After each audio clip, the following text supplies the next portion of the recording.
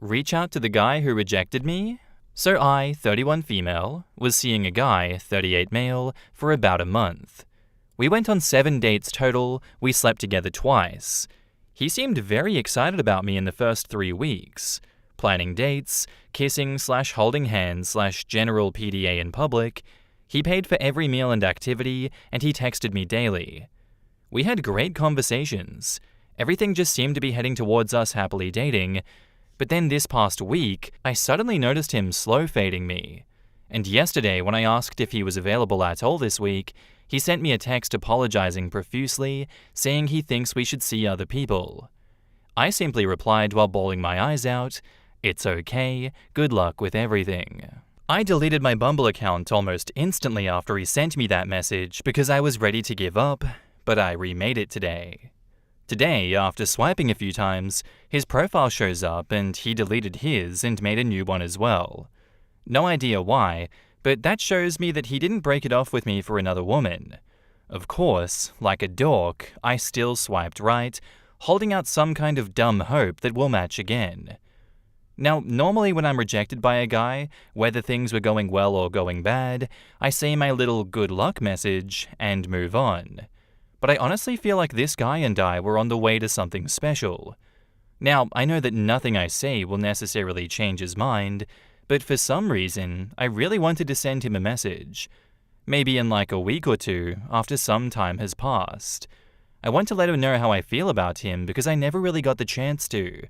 I had actually been planning on telling him this week how I was developing feelings for him. He was nothing but a gentleman.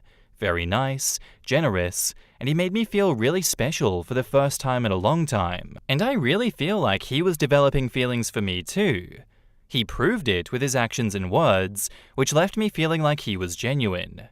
So for him to end things so abruptly has kind of left me confused. I know people are allowed to just suddenly change their minds with no explanation, and he is well within his right to. I would be lying if I said I wasn't hoping that the message would get him to change his mind, or at the very least, get the door open so that we can talk more about what happened. But I'm not a complete fool. I know more than likely he will read it and not respond, even though we didn't end on bad terms. Even knowing that it most likely won't make a difference, I still want to send it because I really do want him to know how much I liked him and appreciated him, even if he couldn't care less enough to respond. I feel like it would be very cathartic for me, and again, whether he responds or not, would give me some closure because I will have said everything that's been on my mind and in my heart for the past month. Should I go for it, or don't waste my time? In the comments, FlexDogWalk3 says, "To be honest, if it was the right person for you, it wouldn't be so difficult, and they wouldn't have said we should see other people. Cut your losses, heal, and move on. He isn't worth your time, and you should never have to convince anyone to be with you. If you feel like you have to, then maybe work on your self-confidence a bit, until you believe that someone who deserves to be with you sees your value and won't just walk away. You got this." Cognac and Cuddlin says, "Honestly, if I were you, I wouldn't reach out and would move on. I would also squash every idea about thinking you guys were on your way to having something special. In the ideal beginnings of a connection and relationship, you want the enthusiasm to come from both sides and to grow, not diminish. You had a 1-month whirlwind romance crash and burn. This could possibly fall under the umbrella of love bombing. After 7 dates and 30-ish days, you want someone that wants to continue seeing how things go because they too value the dates and conversations and sex. Rejection is a part of life. It sucks, but it is what it is. Don't hope or ask for closure externally, give it to yourself internally. Go on dates with other guys and get this guy out of your mind. If he was ideal and things were meant to be, you two would have a dinner date for tomorrow. Whatever you do, don't give up on dating just yet. Good luck." And Careless Ambush says, "This sounds like a situation where the advice, write a letter and then don't send it, would apply. Since you don't seem concerned about looking foolish, the only other downside is that he might never even acknowledge receiving or reading it, so you might always be in a position of questioning." And back up to the post, we have an edit. "You are all right. I won't send him anything. I might still write out the message like I originally intended for my own personal catharsis, but I will not send it to him. I won't make a fool of myself chasing after someone who told me they weren't interested. If he wants to reach out to me, he will. And if I never hear from him again, which I most likely won't, then that's my closure. Thank you for all the responses, even the ones that were a bit harsh. Yeah, I agree with all of the advice given here. Like, if it was meant to be, it would be. He has rejected you, and you need to accept that, OP. It really isn't worth it to beg someone for their attention, for their time, for their love, if they don't want to give it to you. Like, why are you setting yourself on fire to try and keep someone warm that doesn't want to be kept warm by you? Just think that through for a second. Thank you for listening to the advice and not ignoring everyone who only has your best interests at heart, like a lot of people do. And now, onto the update. So about 3 years ago, I made this post asking if I should reach out to a guy that I was seeing after he rejected me. The general consensus was no, and I didn't. But 3 months after I made that post, he actually reached out to me. We didn't speak to each other at all for those 3 months, and I didn't go on any dates with anyone else. My heart dropped when I saw the text from him, but I was still skeptical. After about 3 days of texting, he asked me to dinner. I grilled him on why he rejected me and why he decided to reach back out. I wanted to make sure he wasn't playing any games. If I had caught even a hint of it, I would have cut him off immediately. I'll be vague on the reason he gave for rejecting me for privacy purposes, but basically, he ended things because he thought there was an incompatibility between us. Even though he really liked me, he didn't want things to drag out and then break it off after one or both of us had caught major feelings. So I asked him why he then decided to come back, and basically he said that he realized that we had something really good going. He really liked me, and he would be willing to overlook the incompatibility because after he sat and thought about it, it wasn't actually that big of a deal in the long term. Note, it wasn't anything like kids, marriage, or anything major. Basically, he kind of made an assumption and ended things too early when he probably should have just waited and talked it out with me. He acknowledged his mistake and apologized multiple times. I also asked him if he had been seeing anyone else in the 3 months we were not talking, and he said no. He hadn't even been on any dates since me. Because he had never given me a reason not to believe him, I chose to. I was just trying to make sure that he wasn't using me as a rebound after he got dumped or something. So, long story short, we've been together ever since we went on that dinner, and 3 years later, we are now engaged. We are madly in love, and he truly is my best friend. My mum loves him, his mum loves me, he loves my fur babies, and they love him, so all is good.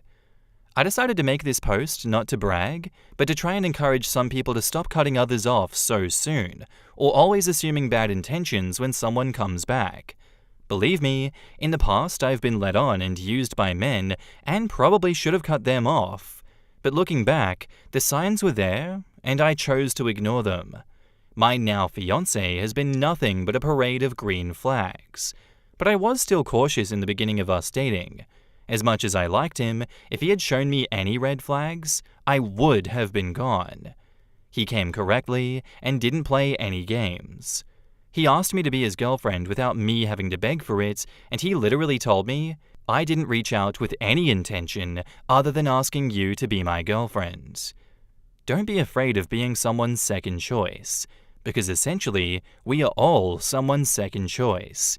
If someone comes back to you, don't just assume they're coming back with bad intentions, unless they treated you badly from the beginning, but if someone was kind, caring, generous, etc., and maybe things just didn't work out the first time for some reason, it won't hurt to try again. It's just really important to make sure the person isn't playing games with you, and if you see that happening, then leave. Okay, this is really rambly. Sorry. Thanks for reading. In the comments, Usagi2 Throwaway says, I was bracing myself for the drama. I'm happy for you that everything worked out for the best. Congratulations on your engagement. Beginner dating advice. Following rules like don't let yourself be someone's second choice, because you're more likely to run into an actually bad version of that situation where the rule does apply. In this case, someone jerking you around or using you as a backup, and you don't have enough experience to tell when the rule doesn't apply, so following those rules is safer and lets you build experience. Advanced dating, realizing that rules aren't universally useful, and life sometimes defies patterns or expectations, so you need to use your experience to decide how to handle each situation as its own thing, while still doing so with caution and eyes open. Congratulations, and I'm so happy that you were able to be open, yet cautious, and that your relationship worked out. Wishing you many years of happy marriage together. Congratulations. Sometimes someone comes back to you for a reason. Second choices and second chances can be first class. I'm of the belief that everyone has multiple possible soulmates, and so long as you find someone in at least the top 10 percentile, the difference is marginal. So really, you aren't buying much between a first and second choice anyways. It can come down to timing too, that perhaps at the first go both parties were not ready, but by the second one they are. That's why I don't think it's good practice to hold going back to someone as a categorical no, and it should be considered based on situation. Yeah, I'm happy that everything worked out for you in this situation, OP. It could have not worked out, but second time's the charm sometimes. And yeah, I like that beginner and advanced dating advice. That advice exists for a reason, and it's okay to follow the beginner dating advice until you build experience and can recognize when, you don't have to follow the don't let yourself be someone's second choice rule. Because yeah, it doesn't always apply, and this is an example of that. So thank you for the amazing story, OP, and congratulations on the engagement. This last story doesn't have an update, but I wanted to read it anyway. And it's by user SharpAddendum9864, titled, Am I the asshole for refusing to babysit for my siblings anymore and telling my family they can't use me as free childcare and treat me like shit for being an unwanted pregnancy? I, 16 male, have 4 siblings who are 11 plus years older than me. My parents were finished at 4 kids. My dad got a vasectomy, and then 6 years after it, my mum found out she was expecting me. She was 13 weeks along when they found out, and I was always told that if she had been earlier, she would have aborted me. My siblings hated that our parents had another kid. They're all close enough, but with me, I feel like a stranger, and it's not just the age gap. They used to call me Mum and Dad's mistake and Mum and Dad's oops, and stuff like that. They'd come home for Christmas and ignore me or make comments about me. They would buy gifts for each other and nothing for me. My parents also treated me like a burden. When I was younger, they would call me whiny and ask why I couldn't read my own bedtime stories or ask why I wanted to sit with them. If I asked for a hug, they would make it such a big deal and say they just wanted me to go away and be quiet in my room. When I had a bad day, they were too busy to hear me out. Most times they would eat without me too, and sometimes I'd come home and some or all of my siblings would be visiting and they'd have family dinners without me. Oh, the family dinners they had in restaurants and stuff never included me either. And once my siblings started having kids, I was the default babysitter. If we all vacationed together, I was only brought along to watch kids. Sometimes I was left in the hotel or place that we were staying alone and they would have family time. My siblings would just drop off their kids other times at home and tell me to babysit, and my parents would give them the okay. I was never asked. I know people will ask if I'm not the bio kid of one of my parents, but I am both their bio kid, 100% confirmed. It's just that I came along when they were done, and they resent me for it, and my siblings never wanted me. I tried speaking to my parents and my siblings about how I felt, but I'm brushed aside. I never tried writing a letter, but it won't make a difference, and I'm not pouring my heart out like that to have them not read the letter or toss it in the trash or something. I got so tired of it recently. I've been spending more time at my girlfriend's house, and I hang out with her family more. I started to stay there whenever I felt like they might need me for babysitting, and I have refused when told I needed to.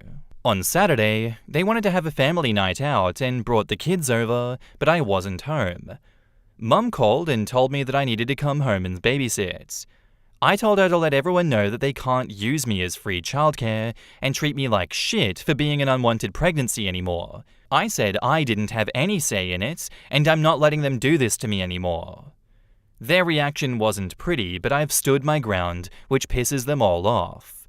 Am I the asshole? In the comments, not the asshole. Print up a fee schedule and include payment required in advance of services. Let's see how that goes. I agree with you, OP. You're definitely not the asshole here. Setting boundaries with your family is completely valid, especially when you're being used for childcare without any consideration for your own needs. It's okay to stand up for yourself and seek healthier relationships, even if it means distancing yourself from toxic behavior. Not the asshole, and when you turn 18, cut them off. Toxic family is worse than a toxic friend. I agree.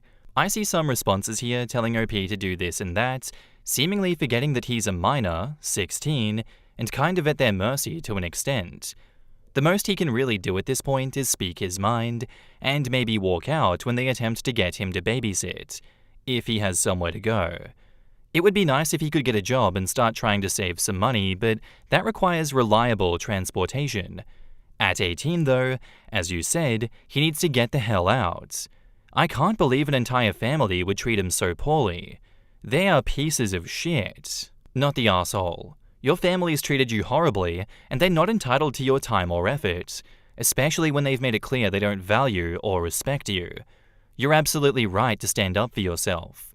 Good for you for setting boundaries and finding support with your girlfriend's family. I'm with everyone else on this one. Continue to maintain those boundaries and set new ones when they try and push further into the boundaries that you've already set. You recognize that they are completely using you, they do not care for you, they never have, and they likely never will, so why should you ever do anything for them? I don't blame you if you do cut them off in the future because they will have deserved it. Thank you for the story, OP. I hope all goes well for you in the future. Am I the asshole here for refusing to continue providing free childcare for my stepdaughter? I did a work program with the local clerk of court's office when I was in high school. They hired me when I graduated, and I had my 30 service years before I turned 50. With 30 service years, you can get your full pension at any age. I worked until my first grandchild was born, then I retired to be grandma daycare. I have 5 grandkids, 8 male from my stepson, 7 male from my son, 5 female, and 18-month male from my daughter. I babysat all of them with no issues or complaints. I still keep the 18-month-old on Monday to Friday and the older ones on summer and school holidays. My stepdaughter and her boyfriend have been non-stop drama since before the baby was born. When she was 10 weeks pregnant, they presented a 3-page list of rules for when I was babysitting. They said that if I didn't sign it, they wouldn't allow me to babysit. I said that I understood their need to do what was best for their baby and assured them that there would be no hurt feelings on my end when they made other childcare arrangements. Some of the rules were almost understandable, but most were downright ridiculous, and none of it was going to work for me. I don't remember them all, but some examples are: I can't take the baby anywhere without their permission. I can't watch more than 1 additional child while babysitting. I can't cook. I had to provide the full name, date of birth, and address of any potential visitors ahead of time for their approval of the person being around their child. They have to know anytime I have a guest over, and know who it is and how long they stay. My 9-year-old cat would have to be kept out of rooms where the baby would be, even when the baby wasn't there. I couldn't get another pet without their agreement. When she was 7 months along, they came back with revised rules in an attempt to compromise. I again let them know that their expectations were not going to fit with my life, and they should just find other childcare. 2 days after my stepdaughter went back to work, she called and asked if I could keep Cullen the next day. I agreed, but made it clear that I was going to provide safe, appropriate care according to my judgment, and I wasn't going to deal with complaints or whatever that I was violating their rules, because I wanted to make it very clear that I was not agreeing to any of that. My stepdaughter was okay on the day that she picked Cullen up and dropped him off. I felt like she was interrogating me every time she picked him up, but it was tolerable. but her boyfriend was downright rude. I got to the point where I actually spent Sunday dreading the start of the week because of dealing with both of them, but especially his behavior. At minimum, he would pick up Cullen, make a big deal of partially undressing him, make at least one snide comment about my cat, or if I had any grandchild over besides the 18-month-old, or if I had cooked or whatever. Then he would say, "I guess we don't have any choice but to put up with this for now," or "I guess you're happy that you won." This went on for 4 months. I spoke to my stepdaughter several times about it and told her that obviously they are very unhappy with how I cared for Cullen and that they should really work on finding something else, and that in the meantime, he needed to be less vocal about it. It would get better for a day or two, and then he would start again. It all came to a head as Thanksgiving was approaching. He was very verbal about the fact that he didn't want me to keep all of my grandchildren over the break. I made it very clear that there would be a couple of days that I had all of them and that they needed to make other arrangements if they had a problem. They didn't make other arrangements, and when he picked Cullen up on the first day that I had all my grandkids, he was very rude.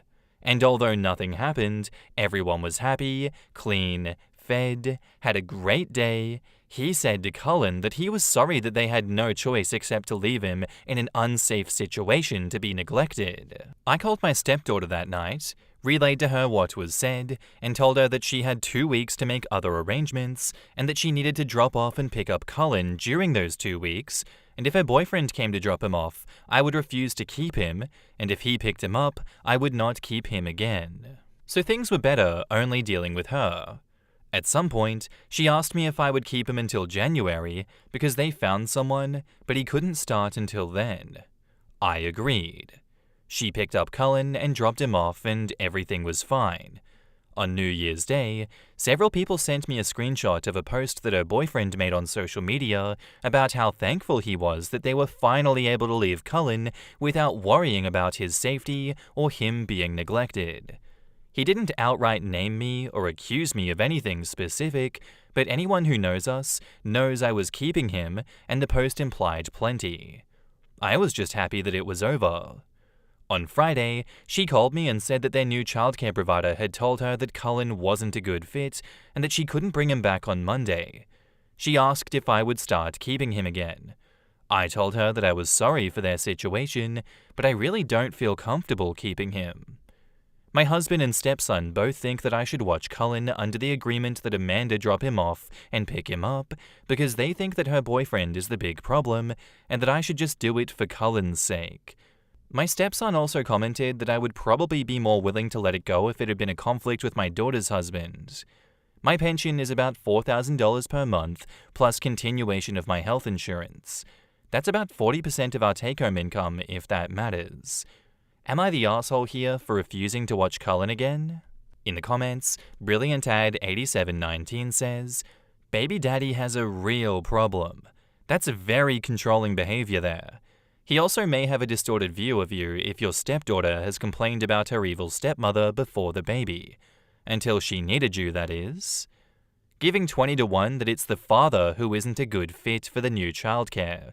Bet that he went on a dictatorial bender once he was paying and thought that meant he could demand anything that he wanted. Not the asshole. No. You shouldn't put yourself through this for Cullen's sake. Cullen will get cared for regardless. There is no need for you to set yourself on fire because your stepdaughter and her boyfriend can't behave like normal human beings. Your husband and stepson are welcome to offer free childcare and put up with this treatment if it's important to them. But you've done your time. Learn from that experience and don't let yourself be put in the same situation again." Well, there's a reason the licensed daycare won't keep him. It's the boyfriend. The liability alone would make me pause. He could ruin your lives. Especially after that Facebook post. No way. Yeah, I'm on board with everyone else for this one. It was definitely him. He's such a gigantic piece of shit that I would just refuse the childcare so I never have to see him again.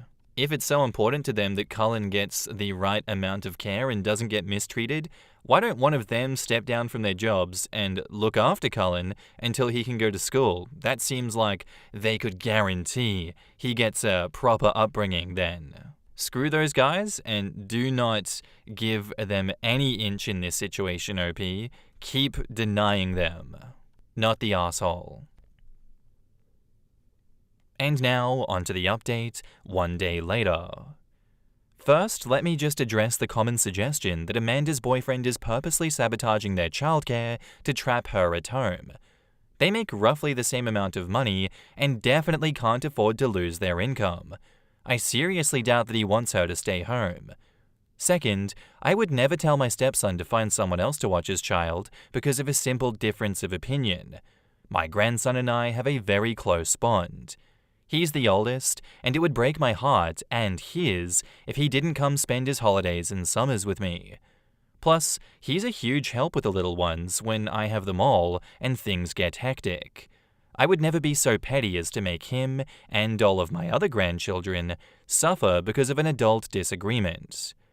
So I sort of asked around about why they were dropped by their new sitter so quickly. Apparently they weren't. Amanda picked up Cullen and dropped him off both days he went, and everything was lovely. He did cry quite a bit, but they expected that to get better as he adjusted to not being held as much. My husband and stepson talked to Amanda, and she said that they realized that they can't afford daycare. They already made the easy changes, like packing a lunch, giving up fancy coffee, etc., and his dad and her mum are both giving them about $100 per month towards childcare, and they can barely afford it. But they didn't realize that you have to send everything the baby needs. I buy diapers, wipes, formula, bottles, extra clothes, etc. They just hand me the baby. They didn't realize that daycare didn't cover all of that. Also, imagine her boyfriend's surprise when he found out what the staffing rates are in this very expensive daycare. One adult cares for 5 infants. I guess he thought that someone would provide one-on-one care, diapers, wipes, and formula for $350 per week. My stepson relayed their almost apology. They felt overwhelmed by an infant and couldn't imagine that someone else could manage that, plus other things. Cullen is going back to daycare tomorrow. Cullen's dad is selling his dirt bike, and Amanda is selling some designer clothes, handbags, and shoes to cover the cost. It'll get easier for them in 6 months when he transfers to the 1-year-old class, which is a little bit cheaper. In the comments, PinkBaby2024 says, I love how Amanda's boyfriend was shocked to find out that daycare isn't a magical babysitting fairyland. Newsflash, diapers don't grow on trees, buddy. I wonder if he is ever going to apologize for being an absolute idiot. What a moron. No, he'll likely get Amanda pregnant again inside a year because he literally cannot connect cause and effect, and neither can Amanda. Amanda and her boyfriend needed to realize that parenting comes with sacrifices. Yeah, I'm so glad that OP didn't back down on this one. Like, how thick can you be to not know all these things? That's just intentional ignorance at this point. Oh my god, I didn't realize that I have to pay for the necessities for my child. What do you mean, strangers should be paying for that? Strangers should be looking after my child and also paying for them. He was definitely treating OP like she was a stranger that cannot be trusted, that's for damn sure. Lesson learned for both Amanda and her stupid boyfriend. I don't want them to get the good graces of OP after this. They made the intentional choice to continue to bite the hand that feeds them. You know, it's not going to come back, and it shouldn't. Thank you, OP, for not backing down, and thank you for the story. Our next post is by user ThrowRA Forgotten One, and it's titled, Really New Girlfriend, 27 female, invited me, 29 male, to go to Christmas. What are your thoughts? So I, 29 male, am an oops baby. Something that my family has constantly reminded me of since I was little because it's funny. My brother, 44, sister, 42, sister, 39, were all planned by our parents. I was the result of a drunken fun night on New Year's, according to my dad. I've never been close to my siblings due to the large age gap. My parents, while never mean, never went out of their way to show me the same love that my siblings get. At least that's how it always felt. For instance, when I was younger, I was in choir. I used to love to sing, but no one in the family ever came to see me sing. I was told that we are busy or we have other plans, so I gave up singing. But I remember them going to my other siblings' dance things. So I gave up on doing anything other than working on my computer and playing with my friends. I stick to just getting good with computers, and in doing so, ended up in a good job where I've been working for almost 10 years now. I started at the bottom of IT, and now I've worked up to being a manager for about 15 people. However, being in IT means that I have to occasionally miss out on family events, as well as some holidays, because where I work, it's 24/7 split into 12-hour shifts. Due to this, over the years, I've been accidentally forgotten to be invited because we figured that you were working without actually asking me. This has been a recurring issue with my family, forgetting to ask me to join them or making excuses as to why I wasn't invited. However, one thing I could always rely on was being able to show up on Christmas Eve. That's when we celebrate Christmas and still feel like I belonged, even if it was later into the evening. Most of the love that I felt came from my nieces, who always think of me as the cool uncle, and are always happy to see me. Happened to stop over at my folks yesterday, and while there, I saw my nieces. Folks tend to watch them on the weekends, that's a whole different story. But my nieces started asking if I was excited for Christmas, as we get to hang out in a cabin this year. I looked confused and asked my mum what they were talking about, and she looked obviously embarrassed and said everyone made plans back in June to celebrate in a rental cabin in Vermont for Christmas. Lol, I kid you not, she looked at me and said, "We all figured you had to work again and couldn't get time off, so everyone figured that you wouldn't mind missing one Christmas." Had they said something, I could have taken the time off. To say I was and am heartbroken is an understatement. Like, I get that I'm an oops baby and not really ever thought of much, if ever, but to just be left alone for Christmas on purpose, I mean, how does a family do that to someone? I just turned around, hugged my nieces goodbye, and left. Didn't even say goodbye to my mum. I pride myself on being a strong individual, especially on how my family has always treated me, but I'm not gonna lie, I actually cried on the way home. Never in my life have I ever felt so rejected, especially by people who were supposed to love me. I couldn't even ask her when they planned on telling me, or if they planned on telling me. What would happen if I showed up after work and no one was there? I just left. I probably should have, but I was hurting too much to really care at that moment. Now here's my dilemma. I have a new girlfriend, Zoe, 27 female, and by new, I mean we've only been going out and seeing each other since just after Thanksgiving. I sent her a text when I got home telling her what happened as I had to talk to someone. She kind of knows about my family, but being in such a new relationship, I didn't want to unload all of my baggage on her. But she does know that me and my family don't have a standard type relationship. Anyway, she's invited me to go with her to celebrate Christmas with her family. I haven't given her any answer yet.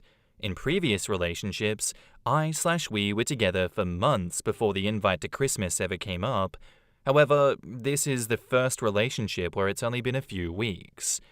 So, asking people of Reddit for their advice. Would going with Zoe to her families be a good idea?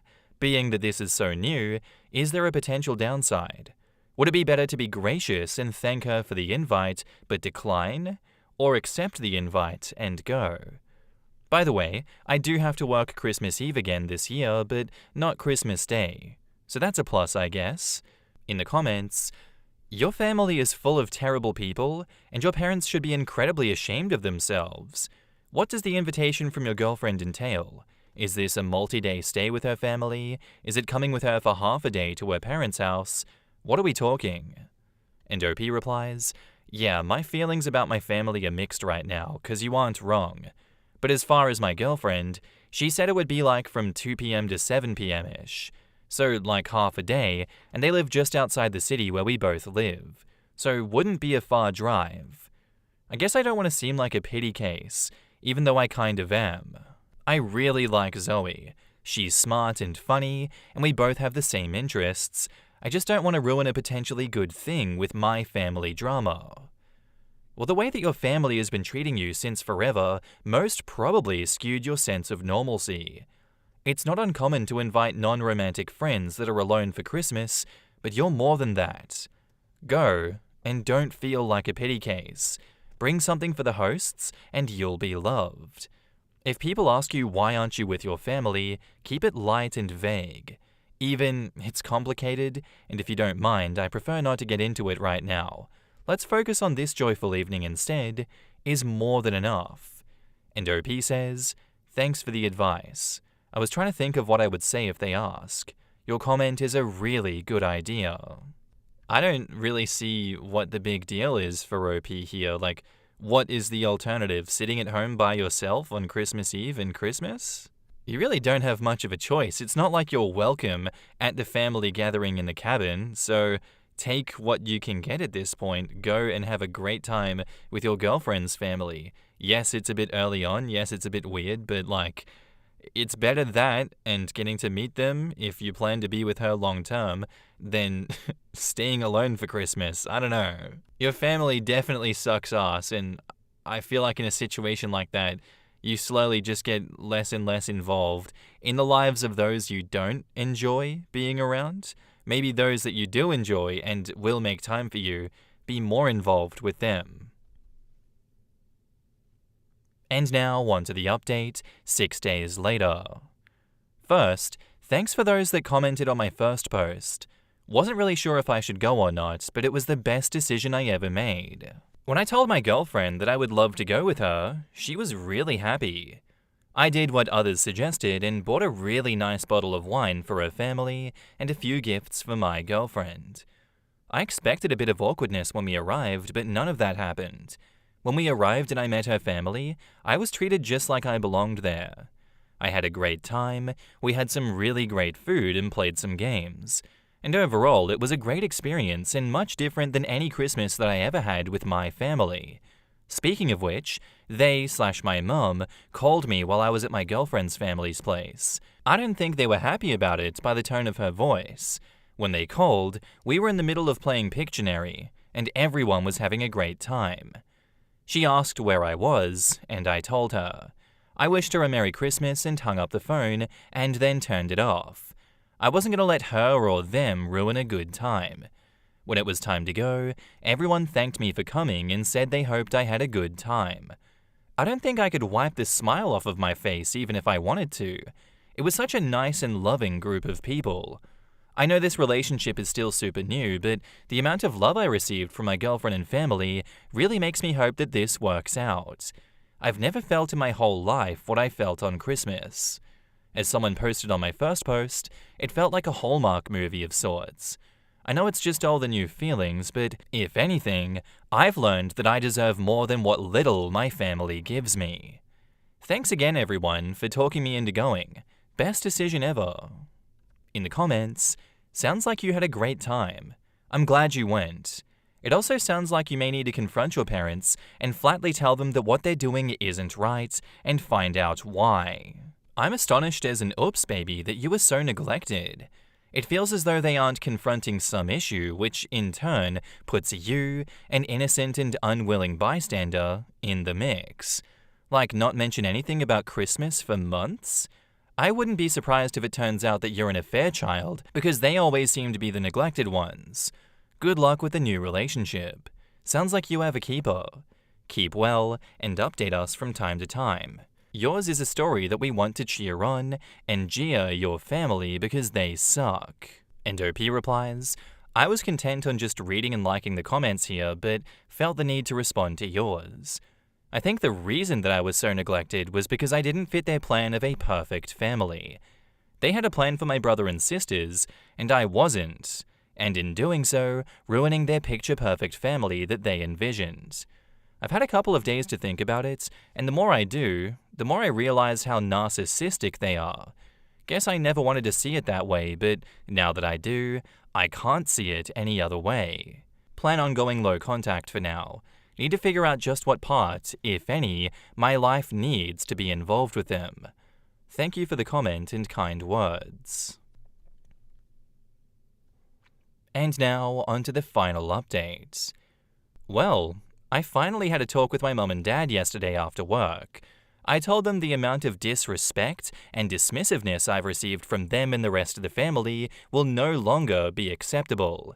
That for years, I've put up with the mental and emotional abuse from them, thinking that this is what family was. However, after spending time with my girlfriend's family, I realized how toxic they are. Of course, my mum tried to gaslight me into saying that I was overreacting and making things sound worse than they actually were, so I pointed out time after time how they disregarded me, made me feel unwanted and forgotten. How I was always treated as an afterthought because I didn't fit into their perfect family picture. Christmas being a prime example. I told them, at least for the foreseeable future, that I won't be coming to any family-related events, and I'll call them, don't call me. That I deserved better. That I deserved more than what they've been giving me. I pointed out how she got upset that I was having a good time with someone else's family, which proves my point. Maybe in time we can try to rebuild some kind of relationship, but for now, I'm walking away and putting myself first for once. My dad nodded his head, understanding, I think for the first time, how they've treated me. My mum started crying and I had to walk away, and it was clearly a guilt trip. I also texted my brothers and sisters as to keep mum from manipulating what was said. The older two think that I'm being petty and overreacting as well, but I expected as much. But my youngest sister, my niece's mum, seems to understand and said that I was still welcome to see them if I wanted. Outside of that, not much else. I've been invited to Easter dinner by my girlfriend and her family, so I'm looking forward to that. I know it's a ways off, but it's nice to know that I apparently made a good impression that they've invited me back. Thanks again for all of the comments. It really helped me. In the comments, Cute Detective says, "It sounds like you're taking healthy steps forward and facing the issues head on. Good for you. Just know that we are rooting for you and hope for happiness and clarity, and ultimately, peace."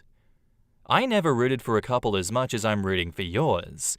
Seriously, I was an oops baby, but I got treated as well as my other brothers and sisters.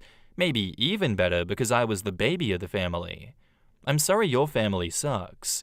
On a more joyous note, we make our own family. It doesn't have to be blood. It can be friends, cousins, girlfriend, pets, whomever. Seriously, 2 dead plants would seem to make better parents than yours. Sorry for being harsh on them. It just blows my mind. Anyway, take care of yourself. You deserve it.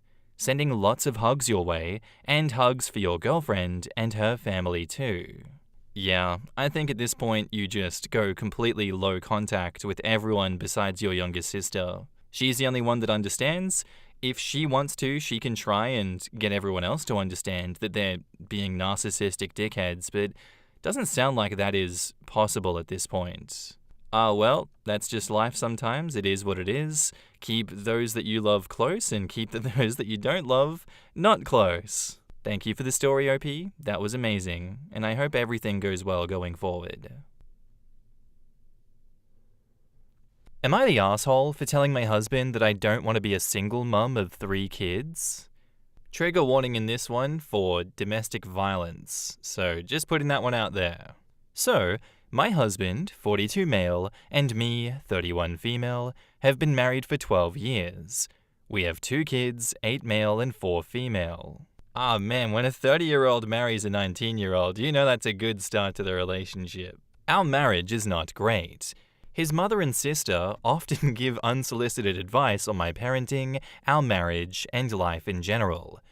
It's better in the last few months, since I sit down with my husband multiple times. We talked, and this time he listened, so they backed off. Not completely, but it's better. In the last few weeks, husband started mentioning having a 3rd child, which filled me with dread. I love children, always wanted a big family, but it would be too much. I cook, clean, take care of the kids, and work part-time from home. He doesn't really help with the house, which I'm fine with, nor with the kids, which is a problem. I changed all the diapers, woke up at night, I take care of fevers, doctor's appointments, school, play dates, everything. The mere thought of now going through another pregnancy, taking care of another baby, makes me want to cry. I know I would have to do it all practically alone because my husband provides, and women have been doing it for centuries. I should pull my weight and not be spoiled. It all culminated last night. After another of his, I take great care of you and the kids, and we should have a third monologues, I snapped. I told him that he really doesn't, that the kids barely know him. When he comes home from work, he doesn't pay attention to them except to snap on our daughter when she is too loud. He doesn't know anything about our days because he doesn't ask, and I stopped telling him because he wasn't listening anyway. He's not a great father, nor husband, as he likes to preach, and I have no desire to be a single mum of a third child. 2 are quite enough, thank you. He stared at me dumbfounded, then called me a C-word, delusional, and ungrateful, then stormed out to his mother's house. So, am I the asshole? In the comments, I wouldn't trust him not to sabotage the birth control. Opie, please watch your birth control. I'd get an IUD. Divorce would be better.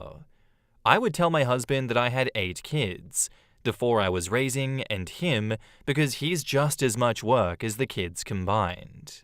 I know I've kind of ruined it with the trigger warning for domestic violence, so I guess we can't exactly see the future given just what is in the post here, but divorce would be better, yes. I know we don't always just say, oh my god, there's something wrong in the family, Reddit says divorce. But, the cringe little monologue of, oh, I provide and women have been doing it for centuries, I should pull my weight and not be spoiled, yada yada yada, I don't know. That doesn't sound like a husband, that just sounds like a mooch that has made you a bang maid. Genuinely, just reading this situation without the trigger warning for domestic violence, that's enough for me to say leave his ass. You're already aware that you're going to be a single mother to 3 kids. Get your alimony, get whatever you need out of that, split amicably, and make him co-parent with you for once. But obviously, since I can see the future here, get out ASAP. Not the asshole. And now, onto the update, 3 days later. Hello to everyone. I wanted to update since a lot of people were worried about me, and a lot has happened. For the ones who don't want to read a long post, things turned ugly, but I am safe and decided to get a divorce since my husband and I couldn't agree on how a marriage should look like. Now for a long update. The morning after I made this post, my mother-in-law and sister-in-law showed up at my house. At this point, there was still no word from my husband, let's call him Ray. It was obvious that they expected me to be alone, as my kids were with my brother-in-law at my sister's house and she was with me. So we all sat down to have a conversation. I know that I was being annoying, but I kept repeating that I don't see the point of that. The conversation should happen between Ray and I. We are grown-ups and are married. I don't see a reason for them to meddle. They took great offense to that. My mother-in-law at one point said that she doesn't understand what happened to me. I'm not the girl that her son married anymore. I said of course I'm not. He married a teenager and I'm now a grown woman. She turned beet red and started screaming at me, to which Em said that she's going to call the police if she doesn't calm down. After a few insults, mostly about how I'm abusing her son and how bad of a mother I am, they left. Ray showed up a few hours later, not to ask about our children or to see how I am, but to berate me on how I treated his mother. Again, I think M being there changed his plan since he toned it down when she came downstairs. He demanded for her to leave. She refused and said that she's going to go upstairs so that we can have a conversation, but she's not going anywhere until I ask her to, which I didn't. He started with basically saying that I'm a bad wife, that I don't love him since I don't want more kids, and I blamed him for it. I shouldn't be speaking with him like that. He is a great father to our kids, etc. I asked which kids? Kids he hasn't seen in 3 days and didn't ask how or where they are? He then freaked out when I told him they're at brother-in-law and Em's house, calling them both vile names that I don't want to repeat. Our conversation lasted an hour, and nothing productive came out of it. We were going in circles.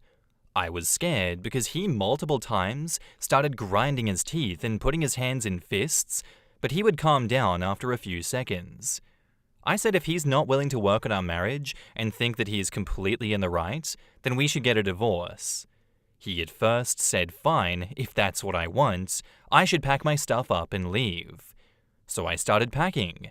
He ranted how I'm going to live without him, how he can't wait for me to explain to the kids that they're moving, and similar. I said that the kids are not moving anywhere.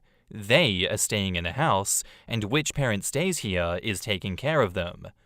He really couldn't comprehend what I was saying. I'm not turning our kids' lives upside down. Divorce is enough of a change. They are not going anywhere. Then his tune changed. He was willing to hear me out. I swear I thought I was going to pop a blood vessel from rage. I said I don't care anymore. We are getting a divorce. Only questions are about logistics and our kids. To not make this post even longer, this also went in circles. Then he grabbed my shoulders and started shaking me. M got involved, and they started pushing each other. I called the police. We managed to push him through the door and locked it. He left before the police came, we gave statements, and I stayed at the house. I'm fine, but M has a few scratches. Currently I'm being bombarded with texts from his family, but again, not a peep from him. I am filing for divorce. I don't know why I thought that this could end any differently, but I'm also glad that I tried. For people who found my previous posts, I'm ashamed of how I spoke about M, but I was envious until I realized that I was projecting my unhappiness with my life onto her. She didn't deserve it. She was and still is an amazing sister and even better person. Thank you all. I got amazing advice and words of encouragement. The internet can also be full of wonderful people, and I'm grateful for each and every one of you. In the comments, Grace of the North says, "Be very careful now. He sounds exactly like one of the men who end up harming his wife when she files for a divorce. Do not ever see him alone again. Those are the most dangerous moments. Anything that needs to be discussed can be discussed over the phone. Always have witnesses and protection with you. Secure your devices, make sure that there are no trackers or any cameras around, listening devices, etc. Please look up how to protect yourself online. His reactions are scary and he will feel justified harming you. Beware. Good for you. Set those boundaries, maintain those boundaries. I'm glad your sister was there and was supportive through this. You're going to be fine. Not at first. Sometimes starting over looks like starting from nothing.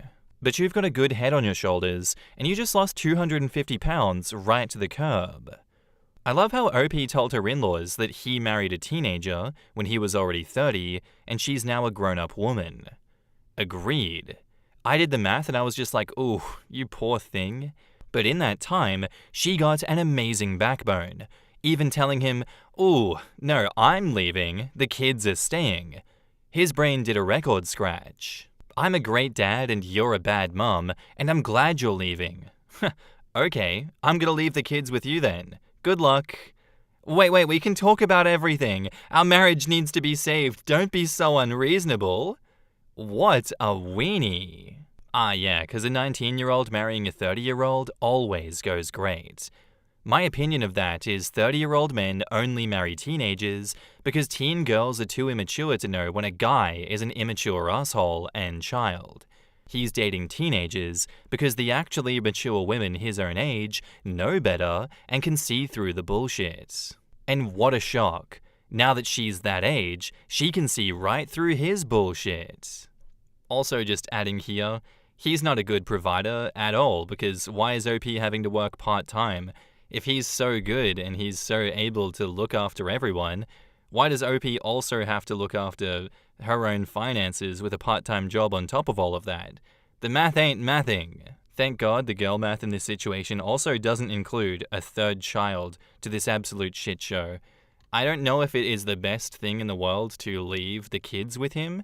Like, yeah, it makes sense. It is funny. It is what he deserves. But I don't trust him not to just abuse these kids through neglect. He's not been pulling his weight for 8 years. What makes you think he's going to pull his weight now? He's already an abusive dickhead.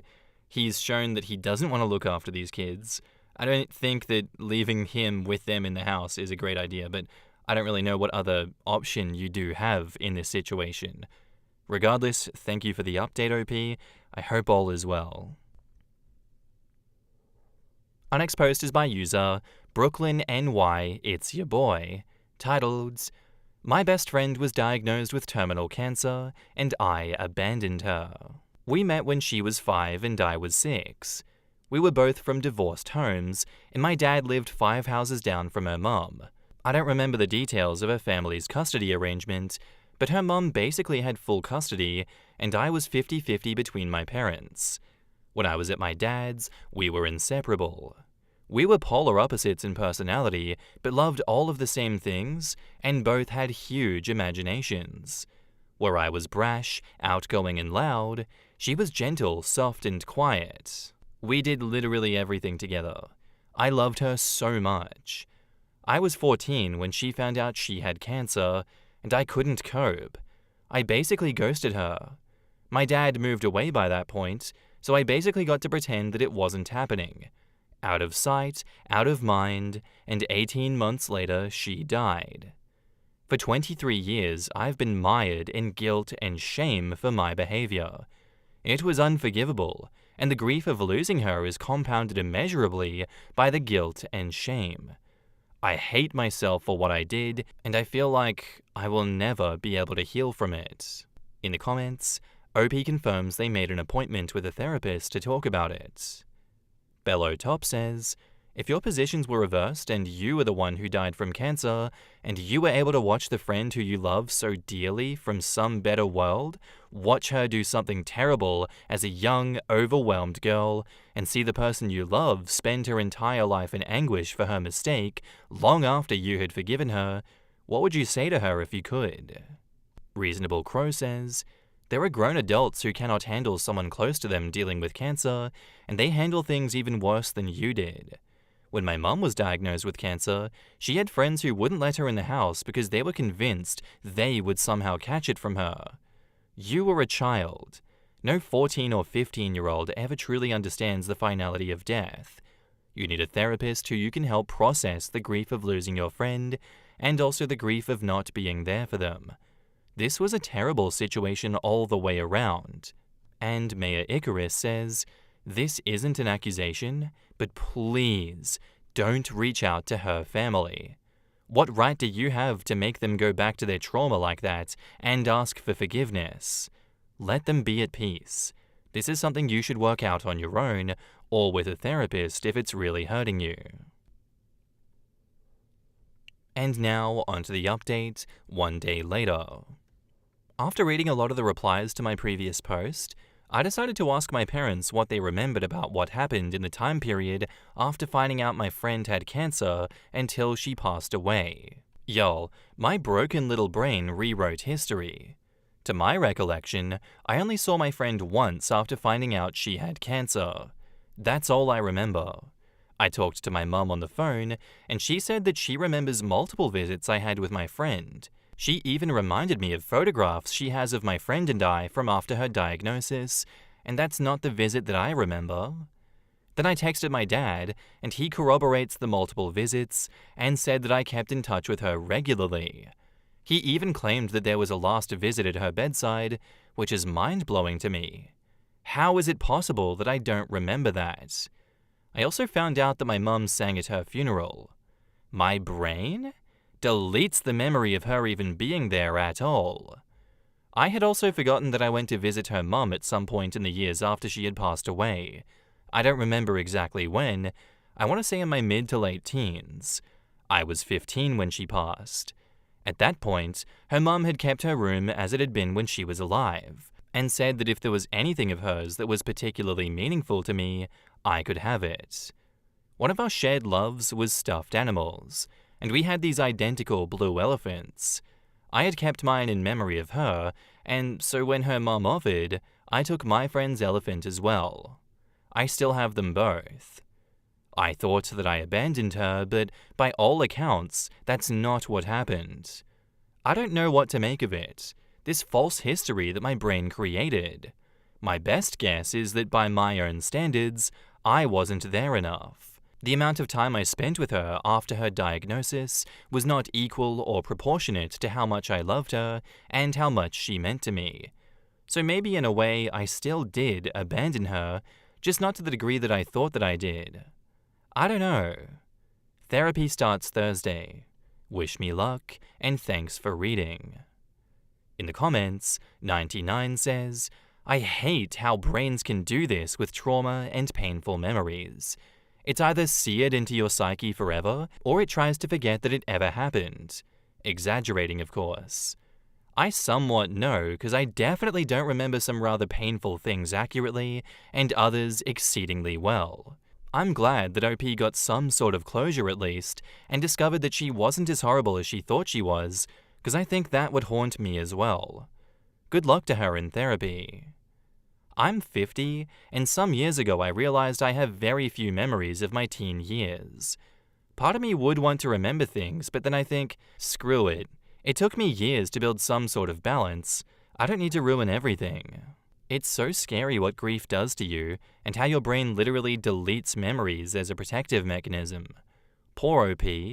She was living with so much guilt and shame, afraid to talk about it with anyone, only to find out that her brain has literally forgotten all of the events surrounding that traumatic period of her life. All the best to OP on this journey of healing and recovery. And to be honest, her brain did her a disservice because she has more trauma from this than I think that she would have of the memories of her friend being ill. Yeah, brains are short-term thinkers, really. They will choose a decades-long depth charge over immediate suffering if you don't have help in facing it. It's very much a bittersweet story, and it's unfortunate that it took her corroborating with her parents to realize that she didn't do her best friend dirty.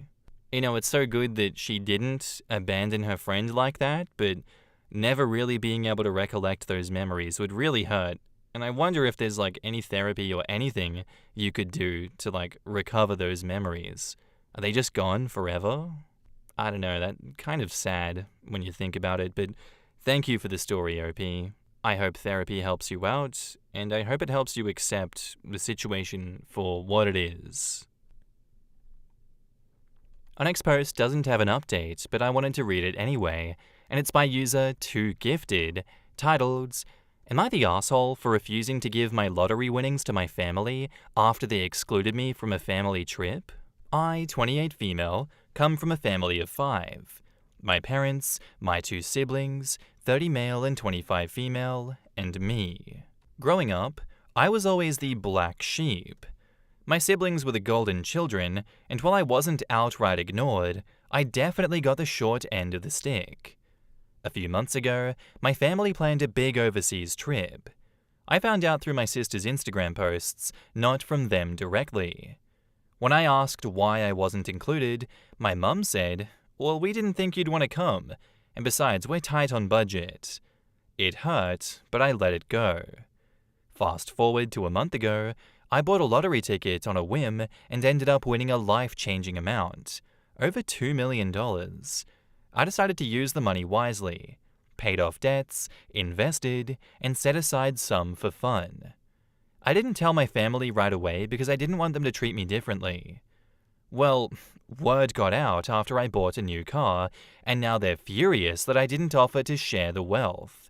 My mum said that it was selfish to keep all of that money to myself when they are struggling, which is news to me given the vacation. My sister hinted that I should pay for her student loans, and my brother outright asked me to buy him a house. I calmly explained that I wasn't obligated to just share because we're related, especially given how they've treated me in the past. I mentioned the trip as an example of how I've been excluded. My dad said, that was different. This is family money. Now they're all calling me an ungrateful brat and saying that I'm ruining the family dynamic. Am I the asshole for standing my ground and not giving them any money? In the comments, Fearless Fennel says, not the asshole. This is not family money, it's your money. I'd suggest cutting them off. They'll probably just keep harassing you for money. They are just here to use you. Exactly. Your family sounds like real opportunists. I think cutting them off is really the way to go. It's your money, not theirs. Not the asshole in any way. Agreed. OP already had plenty of reasons to cut them off. Their attitude about OP's money is just the last straw. Yeah, how is her money considered the family's money unless they all chipped in for the lottery ticket? If she's not considered family enough to be included in a family vacation, then they are not close enough to deserve a share of her personal finances. I hate to confirm your fears, but my family was worse than just leaving me out of vacations. I was left out of wills, money borrowed from my college fund, money that I earned on my own was borrowed to help my older brother and never paid back. I had to pay for everything that I needed, but my brother was given everything he wanted by virtue of being older and having the almighty dick. So, yeah. All I did was exist, and it was enough for them to hate me. I hope OP keeps every cent and donates it all to charity before giving them a single effing cent. She should get a lawyer, send cease and desist orders, and cut them all off without a cent. They don't and won't love her, but they sure do love her money. Not to say that OP's ignorant or anything, but is this not the first thing you think is going to happen when you win the lottery? I think that OP should have just been preparing themselves for this eventuality and then been like, no, I knew you guys would say this. There was not even any grace about it. You didn't even try to win my favor. Absolutely not. You're not getting a cent, and if you keep pushing, I'm gonna cut you off. So no, not the arsehole on principle, absolutely. I just don't know why you think you would be, because this is a tale as old as time. But it is what it is. Thank you for the story. My 26 female, boyfriend 36 male, has started acting distant and ghosting me after meeting my parents last week. How do I reach out to him? My boyfriend Derek and I met through mutual friends 6 months ago, and we immediately hit it off. He is sweet, funny, kind, and just generally a good guy. He is super extroverted, and I've never seen him dislike or not click with anyone.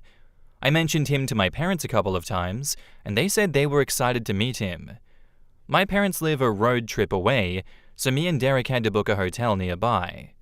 About 2 weeks ago, we dropped all of our stuff in the hotel and arrived at my parents' house. My parents are the most welcoming people you'll ever meet. They've met some of my significant others in the past, and have always been warm and kind. Since both my parents and Derek are charismatic and welcoming, I thought that dinner would go smoothly. But I was wrong. It didn't start off too bad. My parents and Derek seemed a bit awkward, but I assumed he was just nervous. We sat for dinner, and my parents asked us a couple of questions. How did we meet? How serious is the relationship? Etc., etc. I've never seen Derek stutter or hesitate before this dinner, but he did. As soon as I finished eating, he thanked my parents for dinner and said that we had to go. It felt like he was rushing to get out of the house. When we got to the hotel room, he ran to the bathroom and I heard him throw up. He said he felt sick and he was going to head back home, but he insisted that I stayed and enjoyed the rest of the trip without him. I agreed since I really missed my parents, and he seemed to want to be alone. I texted him a couple of times asking how he was doing and if he felt better, but he didn't reply. After 2 days passed, I started to get really worried that maybe he was really sick and had to go to the hospital or something, so I cut the trip short and headed back home. I went to his apartment and saw that he was okay. I asked him how he was doing and why he wasn't replying, and he said that he felt fine and that I was overreacting. He told me he still felt sick and he wanted to be alone. I went back home and I texted him asking if I did anything wrong and if our relationship was okay since he was acting so weird and cold. A week has gone by since the text message and he has not replied. Derek is the last person that I would expect to ghost me. I'm torn between wanting to give him space and wanting answers. How do I even reach out to him without pushing him further away? In the comments, RazzleDazzle626 says, "Ask your parents. It sounds like they know each other or something happened that you didn't see or something like that." I think OP should tell her parents that she spoke to Derek but now needs to hear their side of the story. Clearly, they have met previously, and there's a dodgy story to be told. Getting the truth might require OP bluffing that she already knows. Either he slept with the mum before, or they had a threesome. It's Reddit, so you know it's going to be good. Or he slept with the dad like that one post from several years ago. Interesting possibility. Derek is the dad's gaycation buddy. You must surrender to the gaycation. Your boyfriend's age definitely makes it possible that he may have had a prior run-in with one or both of your parents. Maybe it was sexual, maybe it wasn't, but the way that you describe it definitely feels like your boyfriend saw one or both of your parents, and the first thing that went through his head was, I have to get the fuck out of here and never look back.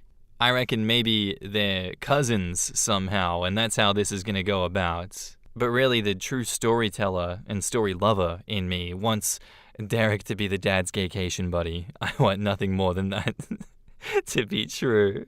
But, you know, it makes sense if he didn't tell them that he was the gaycation buddy, because obviously what happens on gaycation stays on gaycation, and you must surrender your mind, body, and soul to the experience. And now, on to the update, 5 days later. Hey Reddit, sorry I didn't reply to that many of your comments. They were mostly just saying that Derek was secretly my brother, which is horrifying, so I wasn't sure how to reply. I tried to reply to questions when I saw them pop up. The past few days have been a mess, but now that everything is settled, I thought I would go on here and update all of you. I took you guys' advice and decided to speak to my parents rather than Derek to discover if maybe they said anything or knew each other in the past, like many of you suggested they might. 4 days ago, I called my mum and told her about Derek's weird reaction after our dinner. I asked her for advice or if she knew what happened. She was silent for a moment, and I heard her start crying. She started apologizing, and I didn't understand what she was trying to tell me at first. Eventually, I got her to calm down, and she told me what had happened. My mum's a high school teacher, and apparently Derek was her student in his senior year, and she told me that they had an affair. She didn't give me that many details, and honestly I didn't even want to know. All she said is that they only slept together once before she shut it down, and that my father knew, and they had attended couples counseling years ago to work through this. She cried a lot and said that it was her greatest regret. Then she told me that she wanted me to break it off with Derek because he brought back really awful memories, and she found the age gap concerning. She's one to talk about age gaps. But ultimately, she said that it was my decision and she didn't want her past mistakes to ruin my relationship. I went to Derek's apartment again, and he invited me in. He said he had to tell me something, but I stopped him and told him that I'd already talked to my mum and knew everything.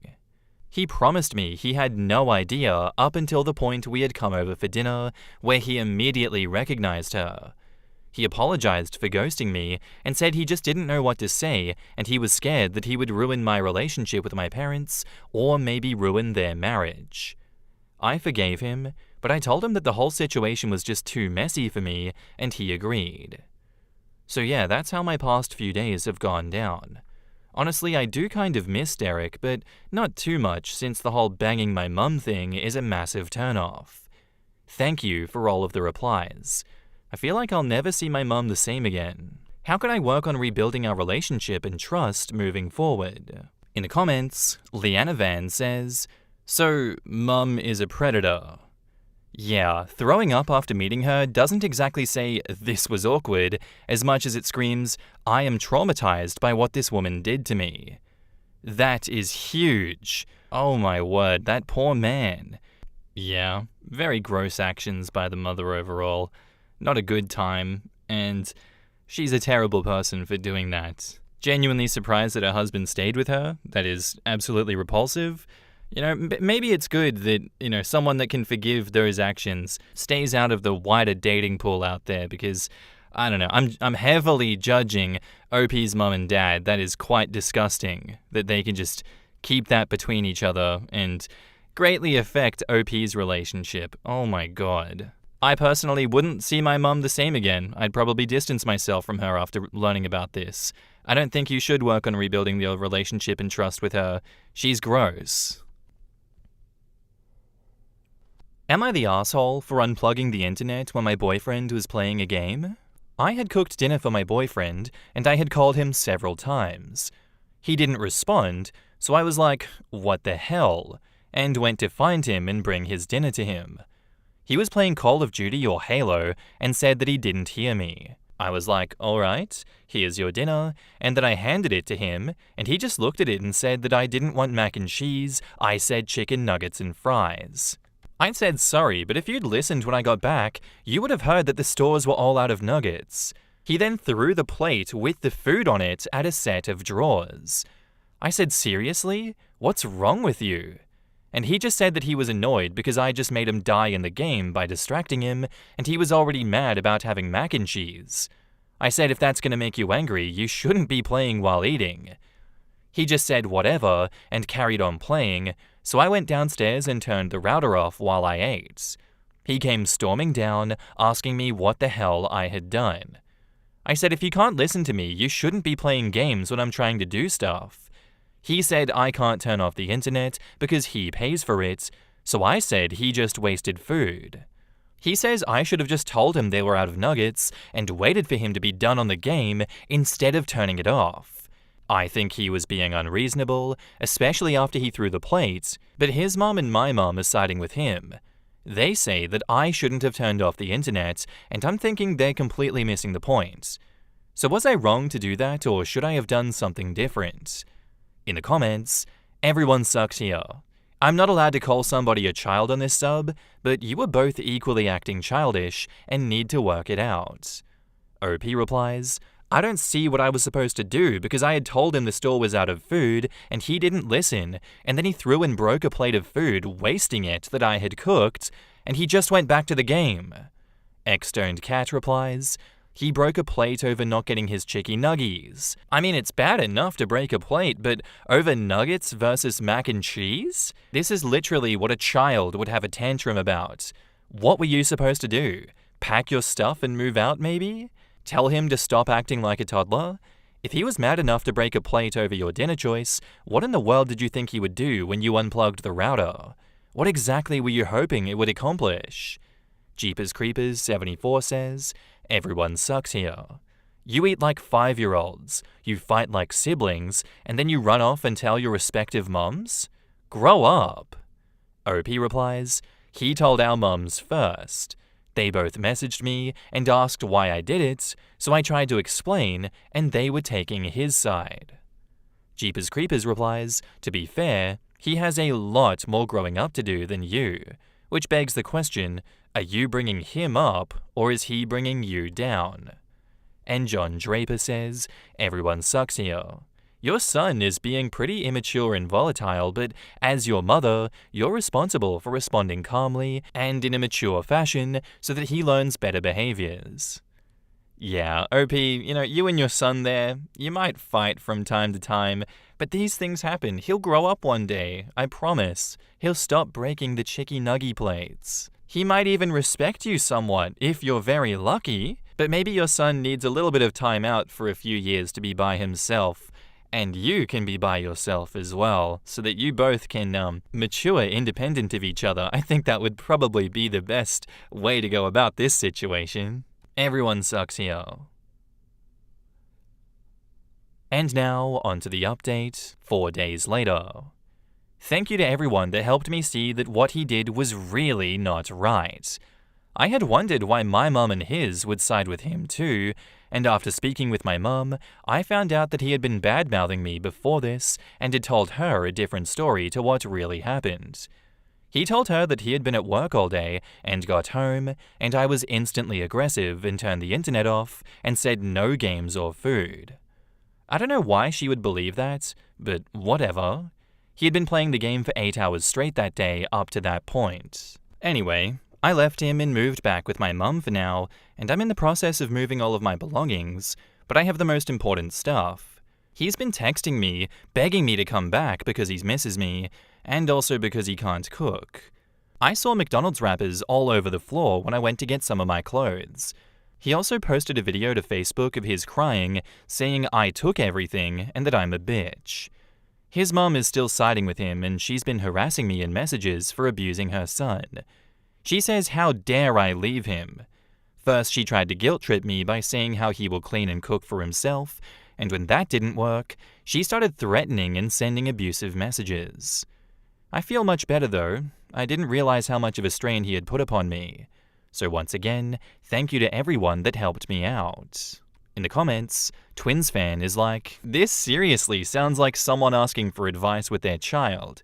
I mean, a temper tantrum about chicken nuggets in a video game? Boo-hoo, he didn't get his nuggies. I bet he's the kind of guy to leave skid marks in his underwear because wiping his butt is too hard. How men like that ever find themselves a partner is beyond understanding. His mum is just as bad. She's who to blame here. She probably pampered her little prince all of his life until she was ready to palm him off to the first woman who would take over the care of her little baby boy. Warning to his new girl, never forget baby's nuggies. Yeah, good luck to whoever he has to be with next, because if anyone is ever able to put up with him, I guess like up until the point of marriage, it's going to be another one of those stories where the mum gets really defensive and gets like offended that someone would try to take her poor little baby off of her hands because, I don't know, weird dynamic, isn't it? I'm just glad that I'm never ever close to any people like this, so thank God you got out of there, OP. Thank you for the story. Very much appreciated. Our next post is by user Feisty8799, titled, "He has a ring, and I found out that he's planning to propose on our anniversary, but I feel like I've mentally checked out 1.5 years after he first told me that we were going to get engaged soon." So my partner brought the ring a long time ago. He previously insisted that we had to live together to see if we were compatible before he could propose, and that he wouldn't propose otherwise. I have been ready for much longer than he has, and that's not his fault, of course.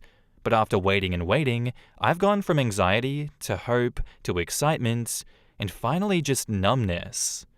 He didn't intend for me to know, but my sister, who helped him finalize the ring out of the ones that I'd liked, was happy about it and couldn't keep the secret that he's proposing in just under a week. It makes sense now that he's trying to get me to take a couple of days off to go away for a mini break to the town in which we met, but I couldn't get leave approved.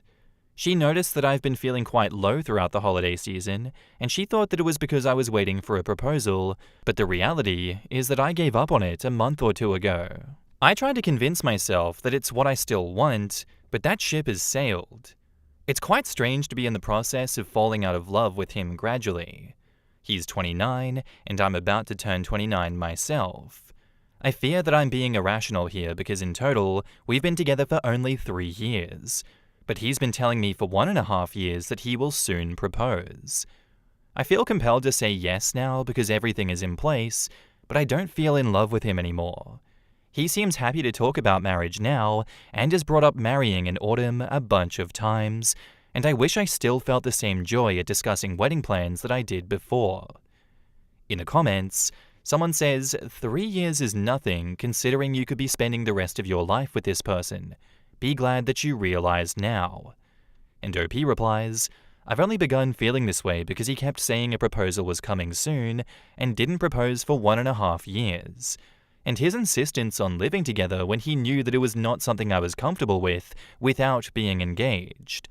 Someone else asks, how long ago did OP move in with her boyfriend? Was it fine for her to live with him? OP replies, only a few months ago, and I shouldn't have done it because I was not happy to. I used to share a flat with my friend and had done so for years. The only way to live together was to move into the flat that he's been renting because he lives on his own. Big mistake doing something that didn't feel right to me at all. No, it's actually been fine living with him, but living together before engagement was really something that I didn't want to do, but he made it a condition to getting engaged after he bought the ring earlier in the year. I shouldn't have agreed to it, but I did.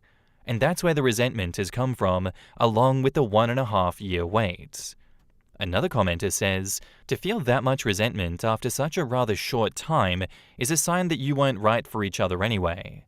Honestly, 3 years of dating and requesting to live with each other before marriage are totally reasonable, at your age. Objectively, you are being a bit unfair here, but if you're just not feeling it anymore, then so be it. It's better to end things now before the engagement. This is no base for a lifetime commitment. And OP, downvoted, replies, I don't think feeling resentment after waiting for 1.5 years is soon at all. He said he would propose soon, and soon is not more than a few months. Certainly not over a year. He should have been honest that he wasn't ready instead of dragging this for 1.5 years. OP is blaming her boyfriend for her choices, and she needs to communicate with her boyfriend about the issue. OP says, I don't believe that I am, especially as he wasn't communicating clearly with me on the issue until a few months ago. Sometimes you do things that you feel will work out fine, but you don't realize until later how they will make you feel. I felt pushed into making that decision because of the various conversations that we had earlier this year, in which he shared things that he would have done a long time ago. And a third commenter has 2 questions. 1. Numbness aside, do you want to marry him? Like, take away all of the pump and circumference and the emotional politics around it. Do you want him to be your life partner? OP replies, there was a time until recently when I really wanted him to be my life partner, and I thought that we were a good match, but not anymore. And the second question is, what the fuck is up with your sister? Why did she spill the beans? I get it if she knew that you were checking out and you felt that you needed a heads up, but if she didn't know that, and it doesn't sound like she did, what she did isn't okay. Anyway, it's normal to be almost a little blue when getting engaged later than you wanted. It doesn't mean this won't work, unless you don't want it to. It could mean that you just need to have a good, healthy fight, that you air out all of your frustration that he has held you hostage on this for so long. And OP replies to that, she was mistaken and thought that I had been feeling low because he hadn't proposed. So she was trying to cheer me up, thinking that I would be thrilled. He told her he had everything planned and ready for a proposal on our anniversary, so she thought that I would be happy. I'm just getting the vibe that you're done, and you're looking for permission to end this relationship. Like, I get why you're upset, and absolutely you're more than welcome to feel that way. But at this point, why have you been holding on to it for so long? And why haven't you just taken action on it? That's what I don't understand. It's obvious that you two are not compatible, at least from your side of things. It seems like he's cool with it. You obviously both weren't able to compromise on what you both wanted in climbing the relationship's ladder. That just means that you two were fundamentally incompatible, and it's okay to cut ties. It's okay to break up with him now and start fresh. Just don't keep dragging him into a false promise. Please, God, just break up. And now, onto the update, 3 days later. In the middle of 2023, he said he was proposing soon, but a year later, he still hadn't, and finally admitted that he wouldn't until we lived together, even though he had bought a ring. This was despite me asking him a couple of times what was holding things up, and he always assured me that it would happen soon. After he finally shared this with me, he kept insisting I move in, even though I wasn't interested in that before an engagement, but I did because of how much I loved him, and the resentment had been slowly building up ever since. I know it's my fault for moving in, and I should have been firmer about my boundaries. He knew from very early on that I didn't want to set up a household or home with a partner without an engagement. Early in the relationship, like 8 to 9 months in, he wanted to move in, but I told him that I wouldn't do that with someone unless I was going to marry the person and was engaged. He said at the time that that was okay and that he understood. So why did he say that he was going to propose soon last year, knowing where we stood on this matter? Well, knowing he was going to propose and realizing I didn't want to marry him anymore, I told him on Saturday night that we couldn't be together anymore. He didn't take it well. He told me that I had blindsided him and that he thought that we both wanted a future together. He initially said that he didn't know what he did wrong, and I had to explain to him that he knew that we had issues regarding him always having his way and him knowing I was uncomfortable about moving in before an engagement. The truth is, whenever we disagree, I always end up giving in. He doesn't compromise and isn't very flexible. I've pointed this out to him before, and he accepted that it was an issue, yet nothing changed. Now that I'm ending things, he's saying he'll work on it, and it's not something to break up over. We could probably work through the resentment and improve our communication, but I don't know if I'll ever feel the same way about him again. Also, given that he kept saying he was proposing soon, but waited for 18 months, I worry that he might again drag his feet when it comes to other things like having kids, or even with planning the wedding. He woke up this morning, the 31st, the day that he was planning to propose on as it's our anniversary, and said he couldn't believe what was happening. He said it didn't feel real because we should be getting engaged today, but instead, we were in the process of breaking up. He even asked at one point if we could try again, saying our relationship had been happy for both of us and that living together, we had been very compatible, irrespective of how I felt about moving in. He asked if I would consider giving the relationship another chance if we took a break from each other for some time, but again, I don't think this is a good idea. The days since I ended the relationship have been really tough, but it was the right thing to do because we are incompatible. People in my previous post mentioned that I just wanted to marry and get engaged and didn't care who to. But that's not me. My ex, whom I was with from university, was keen to marry and brought it up soon after we started our first jobs. However, there were a range of issues in that relationship, and I didn't think that it would work. So after trying to resolve our issues and not being able to for a year, I had to end that relationship. If a marriage and engagement were all I wanted, I would have married him and ignored the issues. I genuinely thought that my current partner, well, ex now, and I were a great match, but I suppose I was wrong. I was living in a flat with a friend, and it was ideal for me in every way. I had to find someone to take over my lease, and I did this to move in with him. Now I have to start looking for a new place again. I've already started, and fortunately, I live in a city where finding a place won't be too difficult. My friend said that I shouldn't move out in a rush since I'm paying half the rent toward his place, but the reality is that this place never felt like home because I moved in begrudgingly. Again, I know it's my fault, but I can't live in what is essentially his home if we aren't going to be together. My sister said that I should think about the fact that I'm going to be 29 and about how it might be difficult to find someone to have children with before I hit my mid-30s. But it's better to be single than in a relationship that's not right. I know I might not meet anyone else anytime soon, or at all, because you never know what life is going to bring, but that's okay. There are other things in my life that I plan to focus on, like studying for a postgrad diploma that I've been wanting to do for some time. I know he'll be fine soon as he's quite resilient, and then both of us can get on with our lives. In the comments, a downvoted commenter says, in this case, his hesitancy paid off because it allowed OP to realize that they weren't compatible for reasons unrelated to proposing. He was correct not to propose.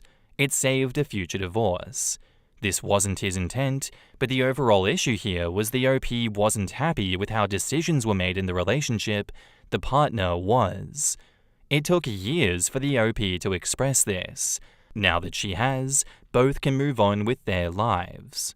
In this case, the issue appears to be that she didn't communicate with him the issues that she was having. He was quite clear that he wanted to live with someone before getting married and proposed after a reasonable length of time after it occurred. It's good that she was finally able to communicate and move on. And OP says, he was not clear about this and waited a year to tell me why he wasn't proposing. And this was after earlier in the relationship when he wanted us to live together. I had told him that I wouldn't live with someone unless the relationship was going to lead to marriage and I was engaged. And he said that was fine and continued the relationship. Another commenter asks, did he need help with the bills? Why did you need to move in and pay half? OP says, he didn't need help with paying the bills, but I chose to pay as I think that's fair. I would not be comfortable with him picking up the bills for both of us when we both work. Another commenter says, he didn't fight for you. You will meet the one. You know now what you don't want, and that's a good start, and stick to your boundaries and goals, always. OP says, he's been quite difficult since that day, particularly about me leaving and looking for somewhere to move. But I don't want him to make it any more difficult by fighting for me. I just can't wait to be out of this place. And another commenter says, He doesn't compromise and isn't very flexible. I've pointed this out to him before, and he accepted that it was an issue, yet nothing changed. You were doing the right thing. Don't fall for the trap of going back to a man who is only willing to consider changing his ways when you already have your foot out the door.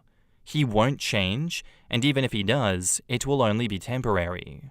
Guys, I hope we can all agree that it's such a good thing these two are not getting married. Thank God there's no kids involved. Thank God they haven't bought a house together. This is just one of those fights that marriage counselors hate to see coming. Because you just know that it's not going to get solved. Why get married to someone like this? You two are just going to fight all the time, and it's like obvious you shouldn't be together. So thank God you pulled the plug, OP.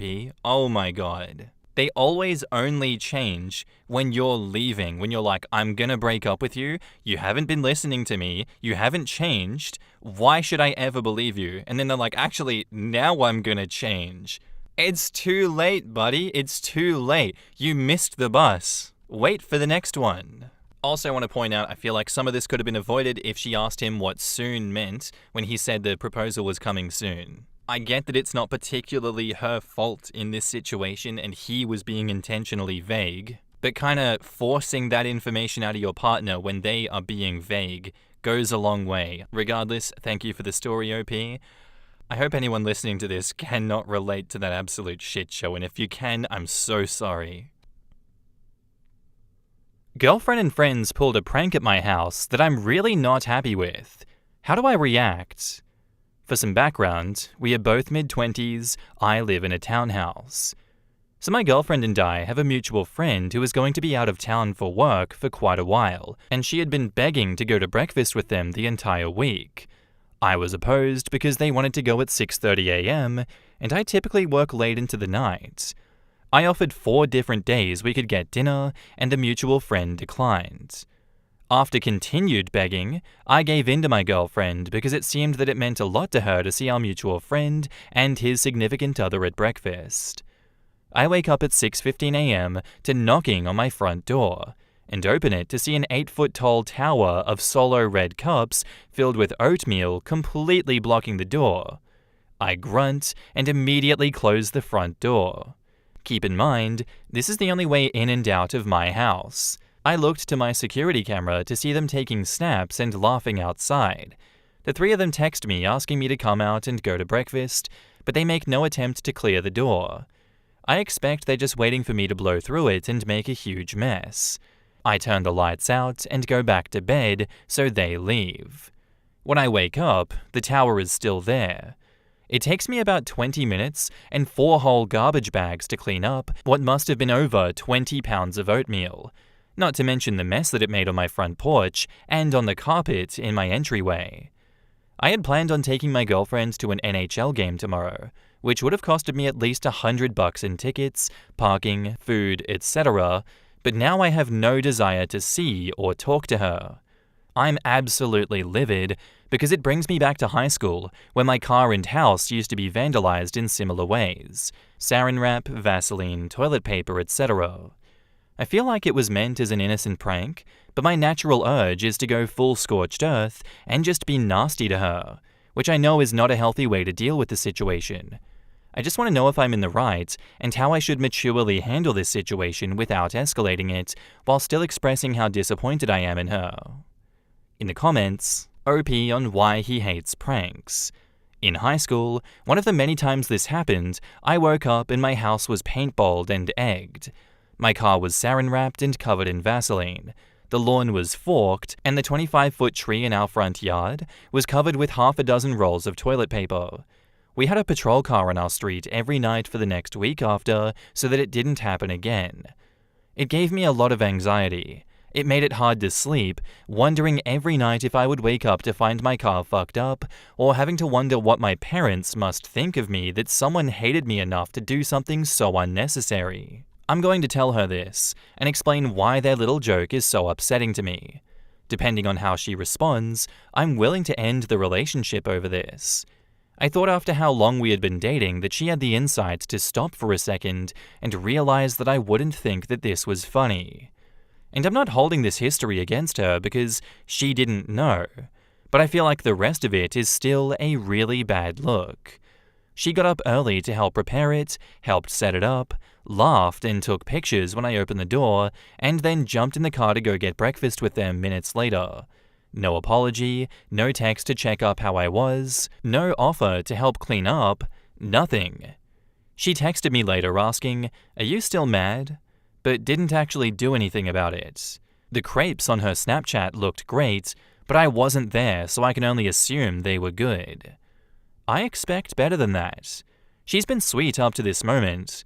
We rarely fight, but if this is a hill that she wants to die on, I'm not going to back down. If this is how she acts about something so innocuous, do I really want to go through the really serious stuff with her? A commenter says, "Yeah, it would have been a prank if they helped clean up the mess they created. It's not at all funny when they leave you and presumably go out to eat. That wouldn't sit well with me." And OP replies, "They all went out to breakfast together after." That same commenter replies, "I would be hurt. I'm sorry it happened to you. Have you talked to her since then?" And OP replies, "This afternoon she sent 2 texts. Babe, are you still mad? And friend told me that you would think that it was funny, and I was like, okay." I sent a long message explaining why I hate pranks like this. I told her that I was disappointed in her for trying to pass off responsibility and doing something that she should have very obviously known I wouldn't like, explained that I had to clean up the entire mess myself, and told her that we wouldn't be going to the NHL game. She hasn't replied.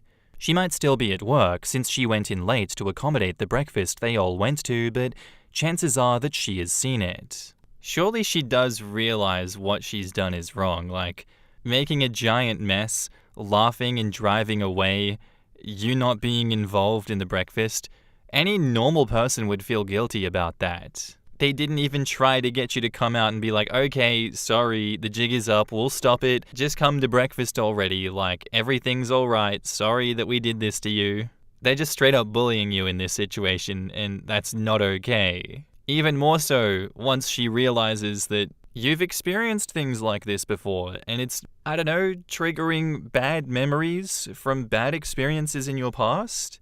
Just seems like an unnecessarily cruel thing for her and the friends to do. If that's what having a girlfriend is like, that doesn't even come to check in on you, to make sure you come to the breakfast that she begged you about and she planned, I don't want a girlfriend like that. I don't want to date someone like that. That's not what I think a girlfriend should do.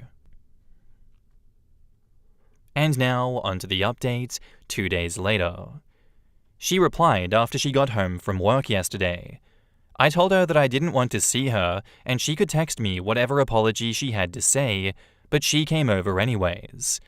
She said the prank wasn't her idea, but agreed to let them use her house to prep for it. She claims to have questioned going through with it, but my friend, who has known me significantly longer than her, insisted that I would think that it was funny, so she deferred to him.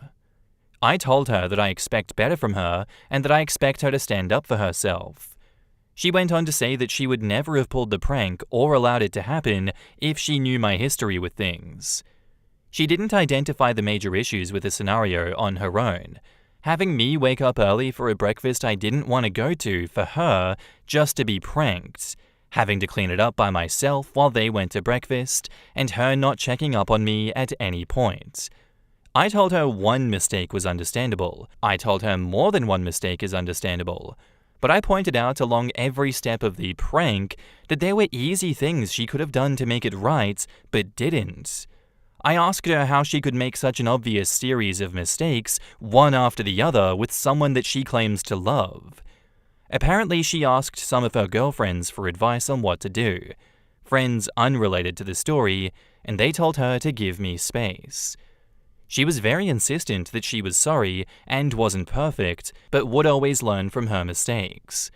I'm still mad at her, but we're back to being on good terms.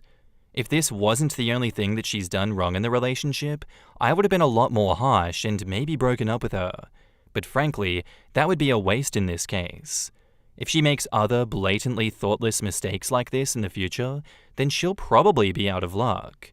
Her reasoning and the way that things played out are not okay, but understandable. On the other side of things, the mutual friend texted me the link to the post late last night, claiming to have found it while casually scrolling through Reddit. He identified that if he knew the history, he wouldn't have done it, but not any of the other issues that I listed above, which all of you commenting identified for him. I replied briefly and stopped responding because I wasn't really impressed with his non-apology. I've known the guy for years, and I don't know what part of him thought that I would find a huge fucking mess amusing. In the comments, Charlie's Own Chaos says, "So much effort to convince someone to wake up early, do something fucking dumb instead, and then you don't even get them the breakfast that you made them wake up for in the first place." Yes, even without OP's history of getting pranked, this was a very rude thing to do. Refuse all other options to get together, only an early breakfast that requires a major concession by OP to do, and then it's all just to make a mess for OP to clean up while the pranksters go off for a nice breakfast. So rude. That's just all levels of disrespect from someone claiming to be your partner, and then no real apology, it seems like. She didn't feel bad about what she did at all? She had to outsource her sadness to her friends to be like, you know what, you probably should feel bad about doing this. You should insist that you're very sorry. It was a mistake. Where was the mistake? There was no mistake here, that was intentional. Why can't she just be honest and say, I intentionally ruined your morning and fucked you around. I intentionally made you feel bad, and I'm sorry for that. There was no mistake. I don't understand why every time someone hurts their partner in an intentional way, it's always a mistake. That just sits wrong with me, because it's not. I really hope for your sake, OP, that she doesn't make other thoughtless, blatant, quote-unquote mistakes like this in the future, and I don't blame you for staying with her in this case, but take these events that have transpired as a warning for the future. To me, this is very much a mask slip situation, but maybe I am just projecting. Who knows? Thank you for the story, OP. I hope all is good, but you never know. Our next post is by user EAD2020A, titled, "Am I the asshole here for suggesting to my friend next time she can bring her own food? I was wondering if I was the asshole here. So I love cooking and love to host. Bearing in mind, all of us, including me, are Muslim, and we all eat halal meat. One of my friends became vegan last year. When we go out for meals, we try to accommodate her by going to places that facilitate vegan food. That limits most of our choices, as most places that serve halal food don't cater very well to vegan food. So we moved to a new place, and I decided to invite friends over for dinner. I called my vegan friend beforehand and asked her what she would like me to make and what brand she wanted me to use. I assured her that I would cook everything separately for her so that there would be no cross-contamination. The food was served and she liked it. One of my friends, for dessert, brought homemade cheesecake that her mum made. I had already bought a vegan dessert for my friend, so I assumed no problem. Well, she had a meltdown and she screamed at the person who bought the cheesecake. I asked her to calm down and not to raise her voice in my house. She took offense and left and said that I didn't appreciate her. Mind you, for a whole year we catered to her choice of food and places to eat out. Later on, we decided as a group that we couldn't let her selfish antics affect us. In a group chat, we discussed going out in 2 weeks to this new halal buffet opening in town, and we checked that it did have vegan products. Well, said friend straight away objected, so I told her that when we next go out, you can bring your own food and we can enjoy eating out. Am I the asshole here? In the comments, Brunette Zoe says, "Not the asshole. You've gone out of your way to accommodate your friend's vegan lifestyle for a year, even when it limited the group's options. You made sure that she had a separate meal and dessert at your dinner, so her meltdown over someone bringing cheesecake seems like an overreaction. Suggesting that she bring her own food next time is a reasonable compromise, especially if it helps everyone enjoy the outing without more drama. You're trying to be considerate, but her behavior seems more about control than accommodation. She's lucky that you haven't decided to simply stop inviting her. She can control what she eats, but not what everyone else eats. She better learn that fast or she will be friendless. Kudos to OP for all the accommodations they have already made. Not the asshole. When your dietary choices are different from the rest of the group, it is your responsibility to make sure that there are options that you can eat or bring your own food. Your friend is selfish and entitled. Why even invite her if she's just going to be a big baby? Yeah, I don't get that either, OP. She doesn't sound like a fun presence to be around. I wouldn't be inviting her to the cookout if I were you. Like, you gave her so many chances, and she spat in your face continuously. How much more are you reasonably expected to take before just saying, go find new friends? You're being a terrible friend right now. I wouldn't use those words, but you're welcome to use those ones. I would like to think that I would use more colorful language when dealing with such disrespect from a close friend, not the asshole. And now, onto the update. So after what happened, I created a new WhatsApp group with all my friends, apart from the vegan one, to discuss what happened and what to do going forward. We all agreed that we had enabled her behavior by being too accommodating and she was rude. Someone suggested that I have a chat with her one-to-one and see if there were issues going on with her, as her outburst is unlike her. She can be self-centered, but never been that rude before. I agreed to the suggestion, but told the group that I will keep the chats as backup, that we are all on the same page, in case she accuses me of bullying her, and she would know that it is not just me. I texted her and asked her to meet me at my place. The reason for that is so that number 1, she doesn't have a meltdown in public, and number 2, if she crosses the line, I was going to ask her to leave my home. My husband was on board with this, and he said that he would wait outside in the car so she doesn't feel uncomfortable. She wears a headscarf, and when we get together, it's usually girls only, so those of us who wear headscarves can take it off. She agreed to come. We met, and after greeting, I asked her up front if there was issues. She was taken aback and asked why. I informed her that what happened last time was unlike her, and if she was having a hard time. She denied it in the beginning, but then burst into tears. That day, she had an argument with her fiancé in regards to her future mother-in-law. She is the only vegan in the family and wanted the wedding menu to be all vegan. In our culture, Middle Eastern, the groom pays for the wedding, and her mother-in-law said while some of the menu can cater to some vegan dishes, there will be non-vegan as well for others. And her mother-in-law said that's not up for discussion as they are paying for the wedding. Her fiancé, while he supports her, agrees with his mum as he stated to her that she can eat what she wants, but he is non-vegan and will not adhere to her diet at home or when eating out. I asked what's happened since. She said the relationship is shaky and she gave him an ultimatum, either her and her views or his mother. He bluntly told her that while he loves her, he wants a partner that would accept both him and his family. He said if his mother disrespects her or anyone else in his family, he would berate him and defend her, but in return, she also has to give the same amount of respect back to him and his family. I asked her, did mother-in-law ban vegan food from the menu completely? She said no. She said they'll do both. I asked her when she visits her fiancé's family, did they provide vegan food for her? And she said yes, they do. I told her that she was selfish and she only thought of herself. I said to her that if they had not accommodated her at all, I would tell her to leave the relationship. I told her that we had tried to be respectful of her choices for over a year, but we won't be doing that any longer. That she is entitled and the world doesn't revolve around her. I showed her the group chat where we all agreed if she continues to be disrespectful, that she won't be invited out any longer with us. I told her that she needs to be grateful that her fiancé was being patient with her. If my husband had been rude to my mother like that, I would have broken off the relationship. She raised her voice at me and slapped me all of a sudden. I told her to get out of my house before I call the police for assault. She said who would believe you, but then I told her that I had recorded our whole conversation in case she lied later on.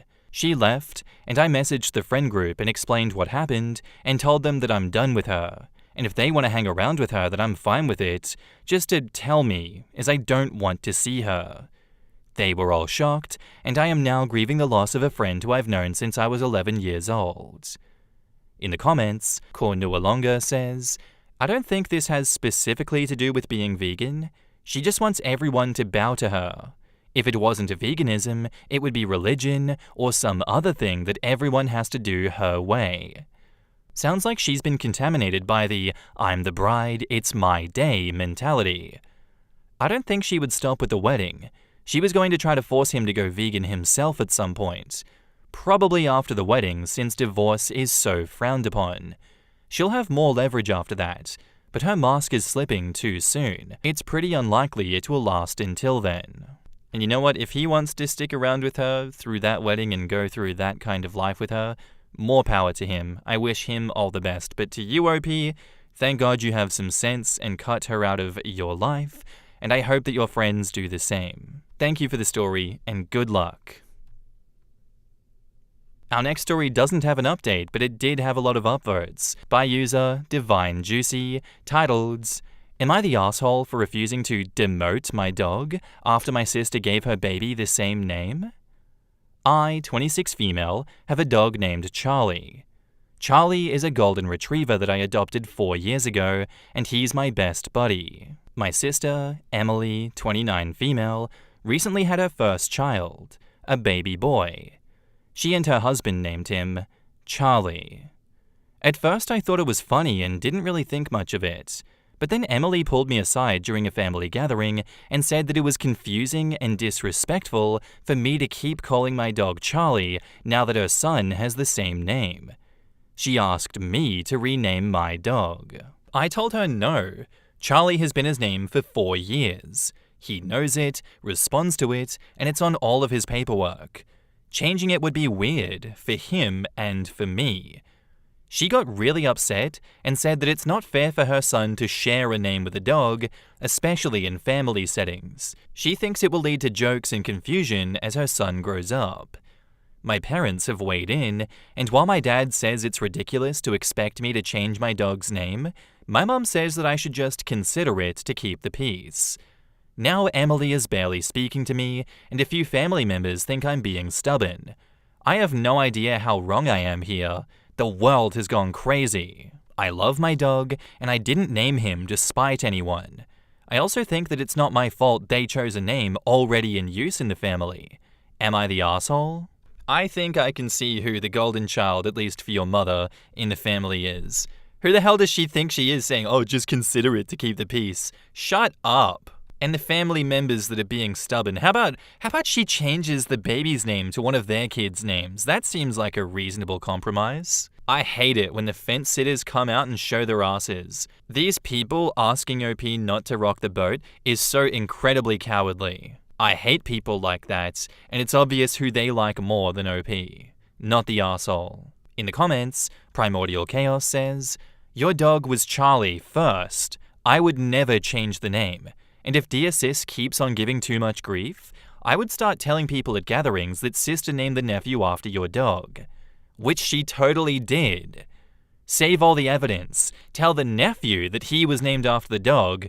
Hopefully, like most children would, he will find this hilarious and repeat it to everyone that he meets. Honestly, most kids I know would think that it's the funniest thing. I'd probably call them Human Charlie and Dog Charlie, just to hear my nephew giggle every time. My marriage is falling apart with the love of my life because of his brother. I'll preface this by stating that I love my husband and will do anything that it takes to stay with him until the end. We dated for 2 years before marrying last year, and before him, my life was a mess. Now I'm the happiest person alive with him and never want this relationship to end. I'll use fake names for my husband, John, and his brother, Brian. To start, this all began a year ago before the wedding. Brian had always been a screw-up his entire life, but 2 years ago, he had sobered up and moved in with his and John's parents. John's father owns a car dealership and is quite wealthy. John grew up quite rich, but never liked that lifestyle, and decided to become a nurse instead of working for his father. Brian started working at the dealership and has turned his life around, quote-unquote, according to John's parents. I had met him a few times, and he had creeped me out and was very inappropriate. He commented about my ass and even tried to grope me once, but John stopped him. I was very adamant before the wedding about not inviting Brian. John has a strong relationship with both of his parents, and it's a reason why I admire him. So when John's parents would not attend if Brian could not, I gave in and invited Brian. That is where everything went wrong. The wedding was amazing, but Brian came up with a so-called prank. He found a half-full can of red paint in the church utility closet and thought that it would be funny to dump it on me after the ceremony. When I went to the bathroom, he jumped around the corner and splashed the paint all over me and the dress. I was hysterical and wanted to call the cops on Brian. John calmed me down and kicked Brian out of the wedding. A bridesmaid lived nearby, and I used her shower, and she lent me a dress to wear. From then on, I have never talked or even been near Brian. John is very understanding, but every year insists that we go to his parents for Thanksgiving and Christmas. He will not budge and says that he cannot cut his parents out of his life. However, Brian is still living with his parents and attended Thanksgiving and Christmas with them last year. I somehow got through both last year, never going near Brian and staying next to John the entire time. Last week, I got sent an image of a penis. Then a text following saying, "I bet your mine is bigger than my brother's." I do not know how he got a hold of my number, and I was disgusted beyond all belief. I wanted to again call the cops, but John told me that that would just allow for Brian to torment us more.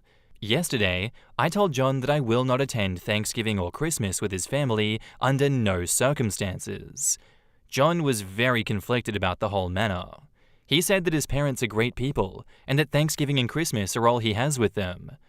This has been by far the biggest strain on our relationship, and I can feel John and I moving apart. I don't know how to discuss this with John, and I need help.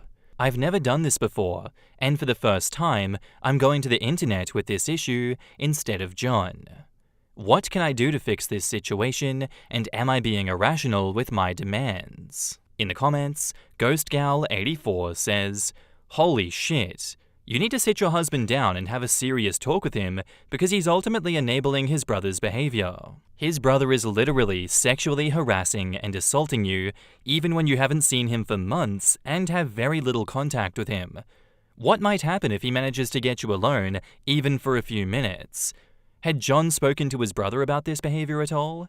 If they're not willing to handle it internally, you need to do what is best for you in case it escalates further, even including involving the police. And if your husband insists on holidays with his family over your safety, then he can go alone." And a side note, calling the cops will just allow Brian to torment us more? No, it won't. Your husband is either a dumbass or he lied to you on purpose so you would drop it. You should never have to see his brother again, Christmas be damned. And if his parents continue to defend him when they've been made aware of his latest behavior, well, fuck them too. Because that would clearly demonstrate that they don't care about you or their son's marriage. This is probably going to take some couples counseling because John is up his family's ass and he needs to fix his priorities. Forward the text to his mum and ask her if she's okay with her son treating you like this. Yup. There was a girl that did this on all of her platforms. Sent the D-pics that she got to their mothers. You're not being demanding to insist that you not be sexually harassed by your brother-in-law. That's a perfectly average request after all of the crap he pulled. Why not invite his parents to your place with the insistence that Brian stay home? I don't get how your husband isn't on your side after all of this. Brian has been nothing but shitty and inappropriate with you. If your in-laws won't acknowledge it, fine, but your husband? The family he's creating should be more important than the one that he was born into. He needs to find his spine and set boundaries with his family such that you don't have to spend time around Brian. If he can't, maybe he's not actually the man that you thought he was when you married him. Sit him down and have a real heart-to-heart with your husband about how it makes you feel that he's unwilling to stand up for you. How much it hurts that you are the target of his brother's gross behavior, but he still expects you to sit with that asshole at family gatherings like he hasn't been awful to you. Regardless, don't put yourself through going to his family's house this year. If he can't understand that, then you two aren't meant to be married anyway. You wouldn't be the first one to marry a person you thought was your everything, only to have him turn out to be a bad choice. Yeah, honestly, John is being a coward. John is an enabler. It's great that he has a strong relationship with his parents, but he's putting them over you. He's putting them and Brian over your relationship. Why? Like, you're not being unreasonable at all here.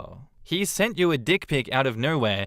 No one knows how he got your number. Why aren't you making more of a fuss about this? Why is John not beating Brian's head in with a brick for coming onto his wife so scummily?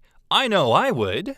If I was in John's shoes, being disowned should be the last thing Brian's scared of. You should be going and getting a restraining order against Brian, protecting yourself as much as you can from him, and going to some counseling with John and seeing if this relationship is worth staying in for your own safety.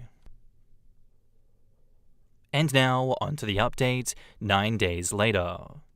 To start, I want to preface this by stating that I didn't want to write an update on this. When I wrote the first post, I got angry at the first couple of comments that came in because of their drastic, unrealistic nature.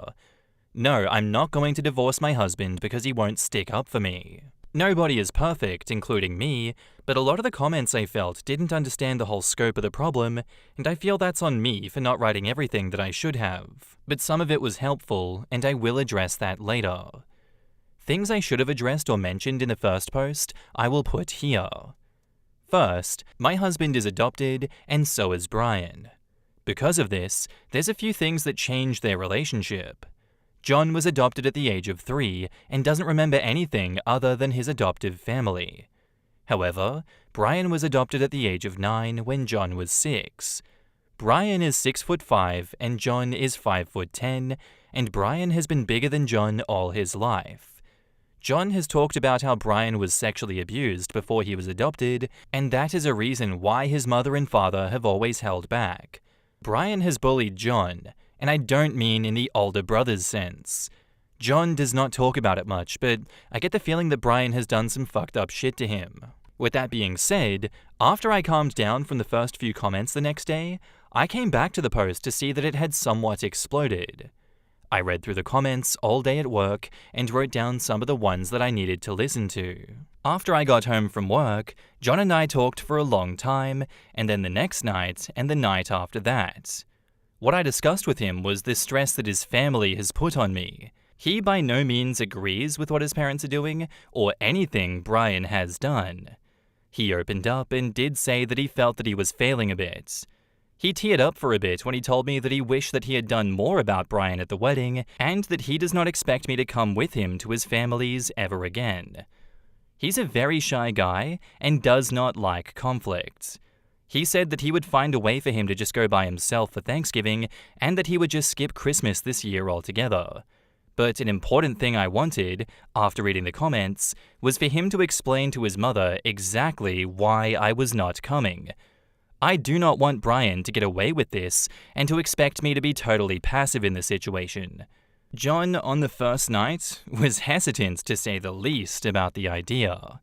He was afraid of many things if he did that, but the second night after thinking about it at work, he decided that it was the right thing to do.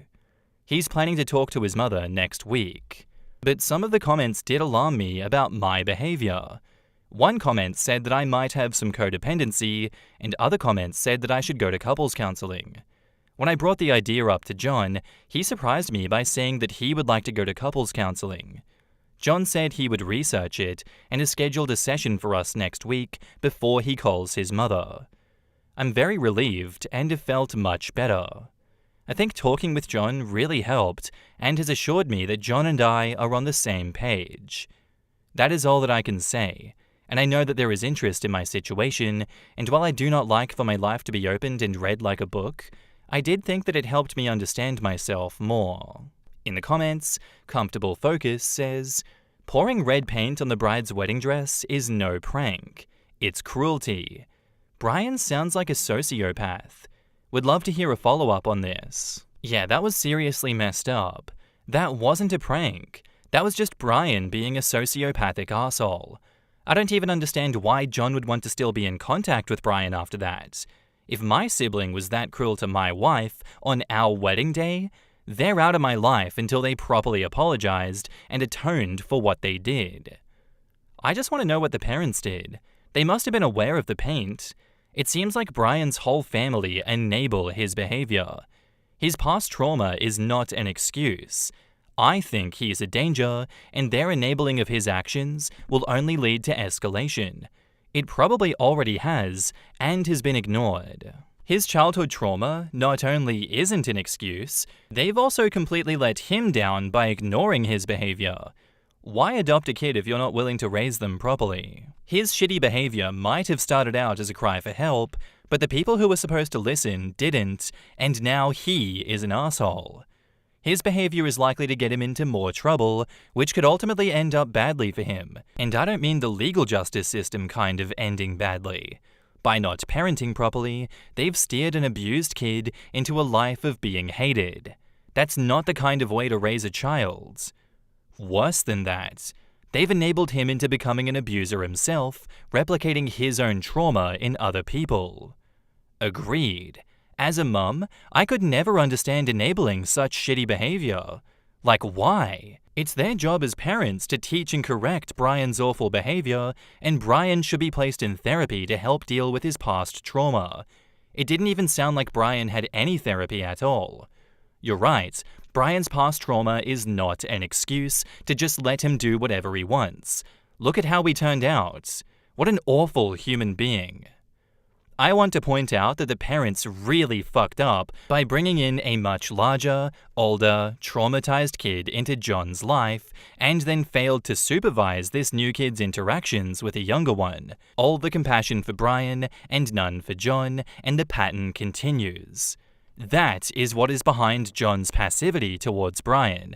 His parents unwittingly drilled into him that whatever Brian dished out, he had to cope with all alone.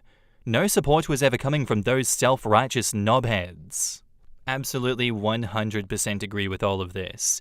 I blame the parents for starting and causing this absolute shit show. They should never have adopted Brian because they weren't prepared to parent him correctly and to fix his behavior. That was their job, and they failed themselves, they failed Brian, but most importantly, they failed John. John is the biggest victim in this situation. And, when you put it into perspective like that, it makes a lot of sense now how this situation has occurred, why John is so insistent that, we don't rock the boat, okay, guys? Let's all chill here for a second. And why John and everyone was okay with Brian spilling paint on you at the wedding and then being like, let's just never talk about this again, and let's never have it be relevant to any future transgressions of Brian's. If I were you, OP, I'd be cutting that family off entirely, starting a bunch of therapy with John, and starting completely fresh. For John's sake, for John's peace of mind, and for your own safety. Thank you for the story, OP. I hope all turned out well. Our next post is by a deleted user, and it's titled, "Am I the asshole for dropping out of my sister-in-law's wedding party because I didn't want to cover up my tattoos? I, 25 female, was set to be a bridesmaid for my sister-in-law, 31 female, for her upcoming wedding. My sister-in-law can be a control freak and has the tendency to set expectations that are pretty unrealistic and inconsiderate at times. As you would imagine, that would apply to what she would request of her bridesmaids for her wedding. I know people have differing opinions when it comes to bridesmaids' dresses, but I'm someone who follows the opinion that the bride should have the final say as it is her day, especially if the bridesmaids' dresses are being paid for. However, regardless of who is paying, I also think brides should be mindful that if they want everyone to wear the exact same dress, it would be respectful to check if everyone is comfortable with certain styles, especially if there are people in the group who might dress up a little more modestly. In this specific situation, all the bridesmaids had to pay, which I obviously didn't mind. Here's the thing. My sister-in-law asked her 3 closest friends first, and already decided on the same dress for everyone to wear together before she asked me. I had no expectation that she would ask me, so I had no idea what they picked.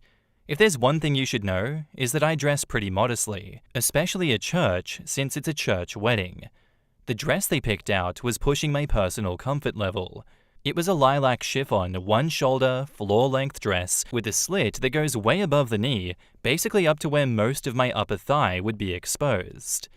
I didn't want to make a big deal over it because they had already decided on it together, and since it's what my sister-in-law really wanted, I kept my concern to myself. I low-key wish that we all decided together, especially since there were 3 more people, including myself, that were not asked to be bridesmaids until after. Even though the dress wasn't within my modesty standards, I still decided to go along with it because I didn't want drama and just wanted to make her happy. My plan was to change after the festivities during the reception, which a couple more bridesmaids planned already to do so as well, and my sister-in-law didn't mind. I thought that things were going to be okay until my sister-in-law told me last week that she didn't want my tattoos to be noticeable and wanted them covered as it would be inappropriate in church and didn't want them in the pictures.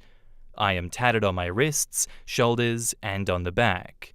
The tattoos on my shoulders and back are not small pieces and are very noticeable with the dress that was picked out. She told me that she's been concerned about them showing because of the dress. And keep in mind, she knows about my tattoos, and the dress was still picked, knowing that they would show. I was annoyed, but since I already paid for the dress, I asked if I could wear a shawl, and she said no because she didn't want me to stand out from the rest of the group, especially since I'm not the maid of honor. She suggested this foundation that covers tattoos, which was $40 to $50-ish. I'm not going to spend that much on a foundation that I'm not going to use again. Plus, there's a chance that I'll get it on my dress and make a mess. I told her that I didn't think it was fair to expect this when she knows that I have tattoos and still picked a dress that will still have them show. If she had a problem, why pick something without sleeves or ask me to be a bridesmaid if she was going to be adamant about the style, knowing that she didn't want my tattoos being visible? She said that I was being unfair and that it was her day and that all she's asking is for me to accommodate and that it would not look good for a Catholic wedding. When she said that, I got mad because it's always the people who start with a religious guilt that don't even follow their faith and are quick to judge. My sister-in-law literally has done and continues to do everything in the book that would not be okay for a practicing Catholic to do, but I never judge her because I have a past too and still struggle. Yet for her to say that it would not be appropriate for a Catholic wedding is just hypocritical, and made me feel like I was going to make it unholy somehow over them. I got tatted when I walked away from my faith, but I came back to it, and I'm pretty devout now despite my struggles with shortcomings. For her to say that I'm not accommodating is just beyond me because she already knows how I dress now, especially in a church setting. I even cover my hair at church. And I still pushed my convictions and preferences aside and wear this for her because I wanted to keep the peace and not make a fuss. When I told her all of this, she started making comments about how I'm being selfish for not putting on the foundation, and then proceeded to say that the dress looks trashy on me anyways because of my body. I'm on the curvy side, and unfortunately have a large chest, so certain styles will make me look bigger and emphasize my chest, and that's what the dress did to me. I'm not trying to brag. I personally don't like it, hence why I'm mindful of how I dress, but it's not like it's in my control as to how the dress would fit and look on me, but it's overall why I prefer to be more covered. I just ended the conversation with, if it's going to continue as an issue, I didn't want to trouble her further and would rather that she pick someone else because we can't see eye to eye. I feel bad for dropping out, but her wedding is not for 5 months, and I think it's just for the best that I'm no longer a part of the bridal party. Am I the asshole? In the comments, OP clarifies on the church, religion involved, and the priest regarding revealing dresses. Some priests are relaxed, to be honest, even though that's a known rule in the church. I've met the priest and he's laid back, and because the parish community is small and it's dying in their area, I think he'll let it pass because this was the first wedding in that parish in almost a decade from what I heard. Has OP suggested alternative ways to cover her tattoos? OP says, I asked about a shawl and she said no because it will make me stand out. Personally, I cover my tattoos in general, so it was less about whether or not I want to show them, but more so that she's expecting me to cover them up when she picked a dress, knowing they would show, and making me out to be the one that's being unfair when she and her friends picked the dress without asking if everyone else in the bridal party was okay with the style. A commenter asks, "Did she pick you because you're a part of her family and she cares about including you in her special day? Or did she pick you out of obligation and because she wants to mold you into her aesthetic? You're a human being, not a stage prop. Either she wants you in her wedding, all of you, knowing who you are, or it's best for you to attend as a guest and let her have what is important to her. The aesthetic with people as props. She might as well hire actors." And OP replies, "At this point, I don't know. But my husband told her that I'll still attend as a guest, and this will be our last involvement with her going forward."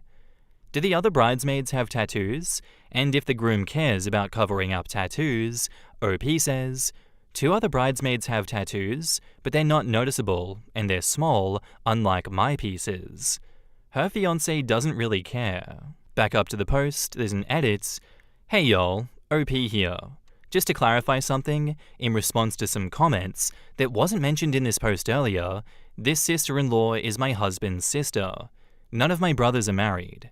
Trust me, I would have responded to her a little differently if that were the case, but since she's my husband's blood, it's his job to put her in check because that's his sister, which he already did.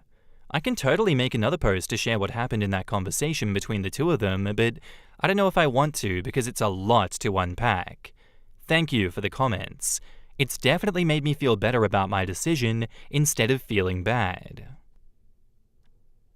And now, on to the update, 2 days later. I was debating whether or not to post this, but since a decent amount of you asked and wanted to know, I decided that I might as well spill the tea. For all of you equally chismoso people like myself. Spanish person detected. Before I dive into my husband confronting her, I should provide some background on my overall experience with my relationship with my sister-in-law. In the beginning of my initial post, I talked about how she has the tendency to be controlling and set very unrealistic expectations that can influence the way that she treats other people. Let me make one thing clear. She and I were very close at one point, or so I thought, and I treated her like my own older sister. She has seen me at some of my worst moments since I've been with her brother, but even then, I knew about her toxic behaviors. But a part of me always prayed that she would grow and do better with time. Almost 7 years later, and she clearly has proved me wrong every time. In the year that I've known her, I've noticed how she does pride herself as being the favorite child between her, my husband, and their brother. I didn't grow up with my half-siblings and grew up very much an only child, so I never understood the dynamics between siblings and the competitiveness between them for parental approval and praise. To be honest, my husband and his brother don't really take any of it to heart or see anything as a competition, but their sister does. Any given opportunity she finds to make remarks about how she is the favorite and which among them is the least favored among the 3 of them. I initially saw it as joking and typical sibling banter, but as time went on, it would irritate me. It especially doesn't help when I notice that my in-laws don't even realize they play favorites and enable her bullshit. For example, if my sister-in-law makes an out-of-pocket remark or comment at family gatherings, comments that earn you a smack if you had the nerve to say it to the wrong person, and they never say anything to her. But heaven forbid my husband or his brother make a joke about something. They get worked up. It is clear because they are not treated equally. She really does think she can act however she wants. I'm not going to get into detail, but she's done things in the past that only prove that as long as things are going in her favor in regards to her parents' approval, they are very religious people for some context, she has no problem outing or screwing over her brothers. My husband has kept a lot of her dirty secrets, and in a moment of vulnerability where he trusted her, she turns around and tells my in-laws everything so she can look like the older sibling who cares enough to tell their parents what is going on with him, even though she has done worse that would piss off my in-laws. You might be asking, why not say anything to them as payback?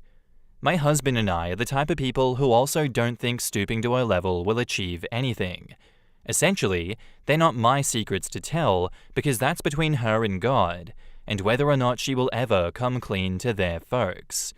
Overall, that alone really changed my husband's view of his sister because it showed how selfish she is. And of course, he felt betrayed even though his specific occurrence happened almost 6 years ago. He forgave, but never forgot.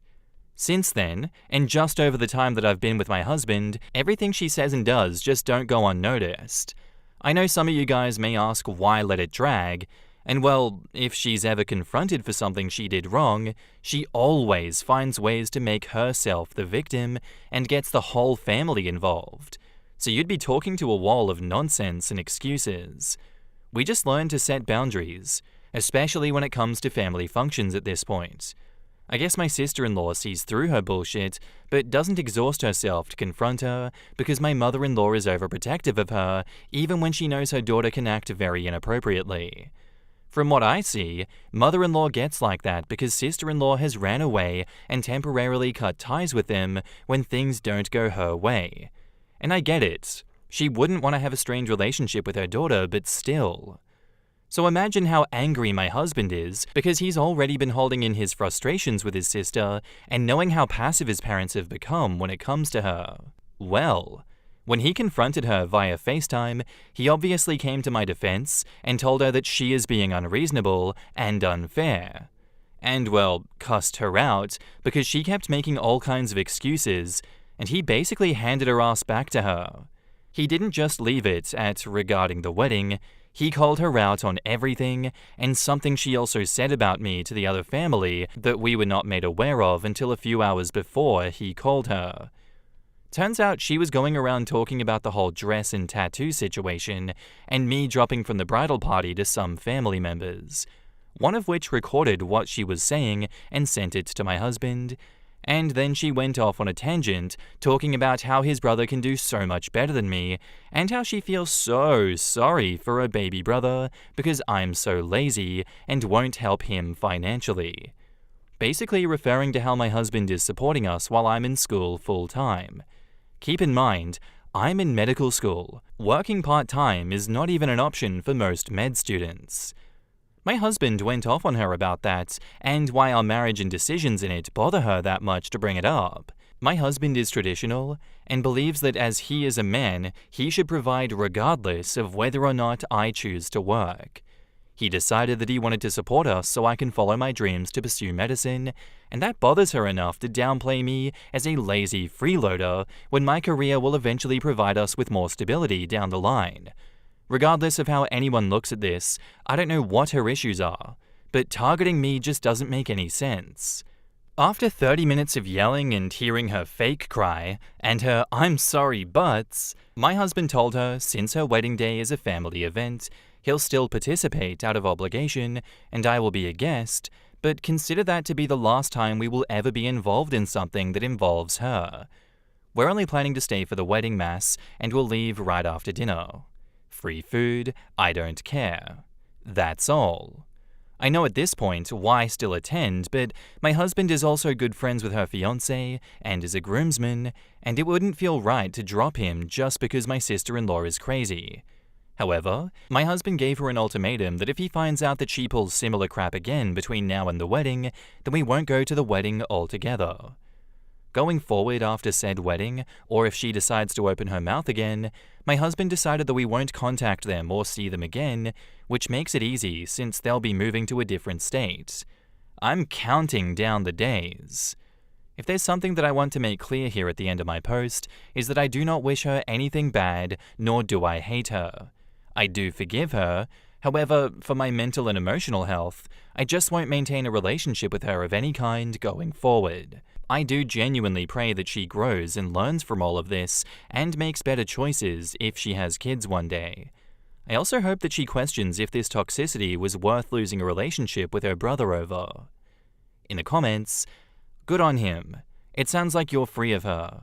I hope your brother-in-law follows your husband's lead. Be prepared for mother-in-law and father-in-law to react. Best of luck to you and your husband. And OP replies, thank you. And oh well, if they get mad, I don't really care, because they also play a role in how she turned out, but then again, that's on my husband to put his blood in check if they react badly. And someone says that OP should have her husband talk with his parents about his sister's behavior. OP says, I mean, I can admit that I have my shortcomings as well. I mean, my posts ain't the most Christ-like, since me venting on here doesn't make me any better, but I'm speaking mostly out of frustration, anger, and feeling somewhat betrayed. I'm no better than her at the end of the day, and I will do my best going forward. We all have room to improve. I mainly posted this to get perspective because I have a bad habit of people-pleasing and second-guessing decisions for myself that I make from time to time, so it helps knowing people see where I'm coming from. I definitely need to go to confession after this. My boyfriend uninvited me to Christmas, but wants me to leave expensive gifts. So if you look at my post history, I escaped a violent man a while ago and got back with an ex who was cold, but at least not violent, but is lazy and passive, and there was too much family drama. He has 2 kids who are 8 and 10. Now I am back in the drama. He also never told me he loved me, but that's beside the point. His kid's mum always has been awful to me, and he never stands up for me. We broke up when she screamed at me when I came with him to pick up the kids, threw me out, and he didn't say anything. Wow, this guy sounds so cool. Why would you get back with someone like this? Oh my god. It was literally my first interaction with this woman.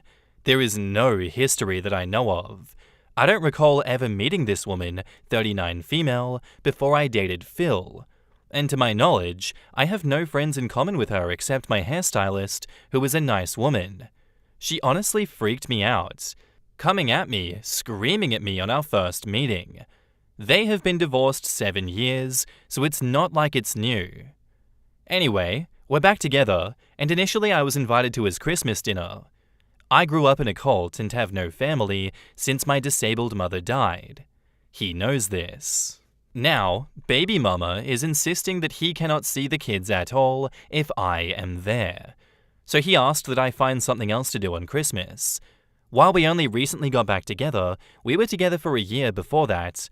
But again, no I love yous. And I felt more like a friend to him. Sometimes I wondered if he was gay and I was his beard. He doesn't drive, so he asked me to take him to the mall to shop for gifts. I bought expensive gifts for his kids. He wanted me to take him grocery shopping and leave the gifts for his kids and leave my dog so they can play with her, but then go away until they are gone. I have a friend who kindly invited me, so we're going to hang out, and he says that I'm being dramatic and selfish when I tell him that I'm just going to get my money back for the gifts. Should I return the gifts or not? In the comments, Ultimate Pragmatist says, "For goodness sake, you're not ready to be in a relationship. You need time to build up your self-respect." Boo Boo Kitty Cat 1 says, "Please break up with Phil. You deserve so much better. If he has keys to your home, change your locks ASAP. Please protect your dog as well. He might try to guilt you into giving your dog to his kids, or he might ask you to let your dog stay with them a few nights every other week, and then they'll not return your dog. And if he has keys to your place, he might try to dog-nap your dog. He has the nerve to ask you to send your dog over for Christmas, but not allowing you to stay. It's absurd, disrespectful, and downright cruel. Return all Christmas gifts. He's using you as an ATM. He's going to take all the credit for gifts that you bought. He is not going to gift his kids anything. He's depending on you and your generosity and thoughtfulness. Sadly, I would not be surprised if he didn't get you a gift. You deserve to be happy. You deserve to be valued as a person. You deserve to be loved and cared for. You deserve someone who will protect, defend, and stand up for you. You deserve to be a priority. You deserve someone who will love you unconditionally and be grateful to have you in their life. You do not deserve this chucklefuck who is taking you for granted and taking advantage of you. He's shown you that you are not a priority. He has shown more concern for his ex. He is showing you who he is. He's showing you that you're not important to him. Please listen to his actions. And Margie Gunderson 70 says, It's bizarre that you're with someone who told you that he's never loved you, and you consider that beside the point. Actually, that is very much the driver of your whole dynamic. To be honest, I couldn't read beyond that. You need to aim higher in relationships than simply not violent. Exes are exes for a reason. I mean, I picked up on that red flag before that. His ex-partner just started screaming at you and going off. She threw you out of the house and he didn't defend you at all. You're literally just a toy for this man. He's obviously he's never said he loved you, because why would he when, you'll deal with shit like being yelled at by his ex who doesn't know you and then being kicked out? Like, what reason does he have to love you? He's already shown he doesn't care. Why stay with someone like that? Please listen to the comments and break up with them. Oh my god. Back up to the post, there's an update. Thank you all for the kind comments, and really, the unkind comments were helpful by showing me what kindness looks like. To answer people's questions, I've only been free of my controlling, narcissistic mother for 4 years, even though we escaped the cult 10 years ago. So I'm really still learning to cope. I am in therapy, but my therapist's focus has been to help me build and keep relationships with people, so she tends to explain how to see things from the other person's perspective. Her suggestion was that I can leave, but also maybe have empathy for Phil's lack of EQ and grow a thicker skin. I might need a better therapist. I was raised to believe that I am worthless and don't deserve kindness. It has taken 3 years of therapy just to have the confidence to make friends and date at all. I told Phil that I'm taking the gifts back, and he's been begging me to give him another chance. I'm working on the strength to walk away. And now, onto the update, 3 days later. I was shocked at how everyone said that boyfriend is wrong. I really thought most people would be team baby mama and tell me that I'm awful for not cooperating with being asked to leave expensive gifts and my dog for boyfriend's kids on Christmas, but leave the house as I'm not allowed. Because that's what most of my friends, okay, I have 5 friends, had told me. They told me that relationships are work and compromise, and that the baby mama and babies must always come first, and even suggested that I help cook dinner for them. Most of my friends are actually my late mum's friends, women over 60. Those are not friends, OP. I don't know what to call them, but they're definitely not friends. I started therapy when I was cripplingly shy, and to defend my therapist, it's only thanks to her that I stopped sitting alone in my house, totally isolated, and learning to connect with other people. While I appreciate the suggestion to be alone for a while, I've been super isolated for most of my life, and dating again was actually huge progress for me that we worked on for months. I told my therapist that Phil crossed a line, and I don't want to save relationships with him or my friends. I want to improve my self-esteem. Her emphasis has always been on avoiding isolation at all costs and learning to endure other people's imperfections.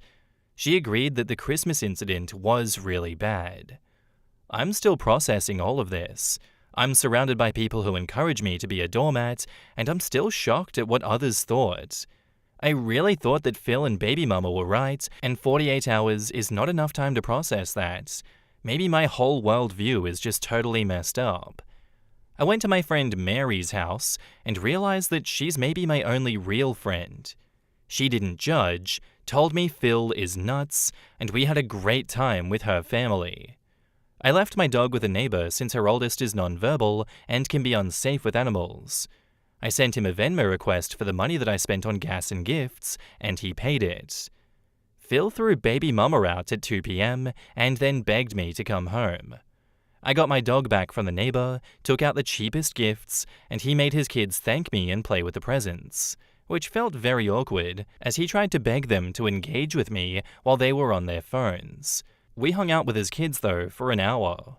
Baby mama came back and refused to get out of her car. Phil is now telling me he loves me, he wants to marry me, etc. I don't know what to do. I've been reading non-stop on narcissistic abuse these past few days. I'm seeing that Phil is just like my mum, and that this is maybe what she did. Hoovering. But again, I'm fighting to stop being totally isolated, which I did for years after leaving the cult. I had no friends, never dated, and it's laughable the number of people who accused me of desperately needing a man. Phil's my first boyfriend, and we met when I was a 31-year-old virgin with no friends. So, yes, being alone is grand, but I've been alone all my life and fought hard to stop wanting to be alone. Learning to talk to people outside of work topics, have social skills, etc. has been a huge battle.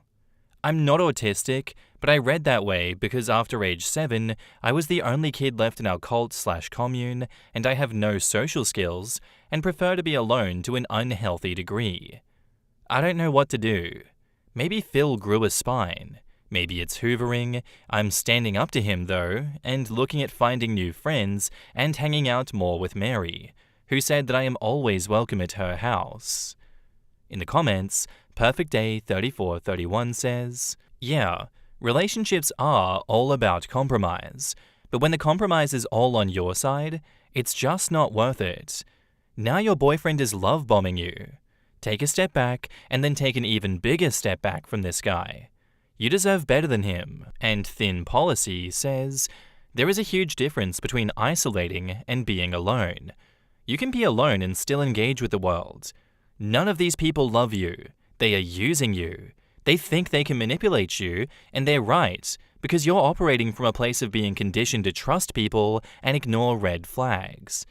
Right now, honestly, it sounds like you need to live alone, engage in a variety of light-hearted activities that allow you to be around people without huge emotions attached, like art classes, acting classes, a D&D group, etc., journal a lot, work on developing a master plan for your life, and start to implement those changes. It's lovely to be in a relationship, but I heard a therapist say, you need to clean the house before introducing new furniture to it. You can't just put the couch where you want it until you clean the shit off the floor. Clean house first mentally and spiritually, and then work on recognizing healthy relationship dynamics. Your life on its own, without other complications attached, has value and takes priority, especially when escaping your background. Take some time to explore the world and figure out what you want, and I guarantee it will be much harder to let yourself put up with this sort of treatment." And now on to update 2, 1 month later. If you recall, my boyfriend threw me out on Christmas because his baby mama would not let me see his kids unless he uninvited me to Christmas. He expected me to leave behind the expensive gifts that I bought his kids, take him grocery shopping, as he can't drive for medical reasons, and leave my dog with them to play with. I have a history of social isolation, abuse, and have one friend my own age, so I had no one to tell how bad this was, and no other social outlets. Phil arranged a small Christmas gift opening for me, him, and his kids. He finally told me he loved me and wants to marry me. He then offered to let me move in with him, but then hit me up to buy a sofa. A few days later, I was out of gas. He got out to pump the gas, but asked for my credit card. He wouldn't even chip in for gas, even though I take him everywhere. A couple of weeks ago, I noticed that I'm out of kitchen knives. Like, my utensil drawer was just emptier and emptier. I have a cleaning lady and figured maybe she put them somewhere weird because she has spaced out. She's sweet, but more ADHD than I am, which is a lot. They were in Phil's utensil drawer. He's been stealing utensils from me. For some reason, this was it. Today, I blocked him. In the comments, Angel says, "I mean, that's what did it? You know what, so long as she gets to the right station, that's what matters." Or maybe it was the other way around. Sometimes it's the little things that show us how much we are worth to somebody. I think making the decision to leave someone is often a cumulative process. The phrase, "the straw that broke the camel's back," is an enduring example of this, as it was a single piece of straw. It actually makes sense that his petty acts became the final straw for OP due to the sheer pettiness, like the fact that he'll pump her gas but ask for her credit card despite the fact that she's his form of mobility and that mobility requires that gas that he was pumping, shows how far his petty selfish behavior will go. She also added an update on her last post. Update: I confronted Phil about the knives when I returned his stuff. He was taking pot brownies to work and eating them all day and needed my knives to cut them and then forgot to return them. So on top of everything, he was doing drugs at work. He took 1 or 2 each week. He doesn't see the big deal, but I've also found empty food boxes in the cabinets where he ate everything and put the box back. So I think he's been stealing deliberately and will probably find more things missing. Wow. He gets worse. He took her utensils to do drugs at work. He couldn't cut them at home? Why on earth would he need to bring a knife to cut them? Like, where does he work? Who brings trays of uncut pot brownies to work? This is one of the more unhinged stories that I've read so far because it's not making sense. Is she just dating extremely mentally unwell men on top of all of that? Because it sounds like it. None of that is what a normal person would do. I'm so glad that she's out of there, and I hope that OP continues to deprogram from the cult that she was raised in because none of that is conducive to a happy life. If anyone was to stay in a situation like that, that's just prolonged suffering. So thank you for sharing the story with us, OP. I hope this helps other people recognize, just how insidious situations like this can be and how hard it is for some people to recognize the red flags. Our next post is by user Airberry, titled, "Am I the asshole for closing my doors to a friend that is visiting from out of town? I, 35 female, live with my 2 indoor dogs in a 3-bedroom house, and my brother stays in one of the spare bedrooms every now and then. An old friend of the family and his wife with 3 kids will be coming to town in the next couple of weeks. They will stay for 3 days and asked me to accommodate them because I have the space. I declined, stating that I do not have guest bedrooms and that they're used for both office space and my brother's personal space. He has all of his stuff in the one room. They were pushing to stay at my house regardless, saying they can sleep in my living room, stating their kids can sleep on my sectional, and they can bring an inflatable mattress. I declined again, stating that my dog's crates are in the adjacent dining room area and that they wouldn't sleep well with strangers in their immediate space, and I get up at 6 a.m. every morning to take them out and feed them, etc. They got mad, saying that I've always been welcome at their home, I've never gone to stay with them by the way, and that this really hurt their feelings. Now I've gotten a couple of comments from other friends in common saying that I could have let them stay and that I was being selfish for not moving my dog's crates to another room and that changing the routine for 3 days would not have killed me. In the comments, this has to be bullshit. Never have I ever encountered anyone with such undaunted, shameless gall and audacity to not only invite themselves to my house, but then argue and debate me when I say no, and then attempt to turn my friends against me. The icing on the cake is these same friends then take the side of the rude, entitled visitors. OP, what kind of company do you keep that either treats you like a doormat, or perhaps this sort of behavior in your social circle is expected and common? This is such reprobate behavior. It has to be a shitpost. OP replies, "Sadly, I feel they expect it because we've all been friends since childhood, and we've always been like family. I used to host a lot pre-COVID, but things changed for me. I changed, and I guess they still expect me to be the same accommodating person that I once was. And maybe you're right. None of them seem to respect me." Another commenter says, "Nope, not the asshole. 1. Is your place kid-proof with locks on the office and bedroom doors? If no, even if yes, tell them your place isn't kid-proof, and you would worry for their safety. Also, dogs thrive on routine. I am childless. I like kids okay, but not in my space. Any pets I have would come first. Anyone who is seeing how terrible you are for not hosting them, tell them that if it matters so much to them, they can host the family. You are not obligated, it is your space, you get to decide who enters it." And OP replies, "I hadn't even thought of that. Children weren't even on my mind, only my dogs. But yeah, I will also mention that. Thank you." And another commenter asks, "Why aren't the friends who are calling you selfish not accommodating the family?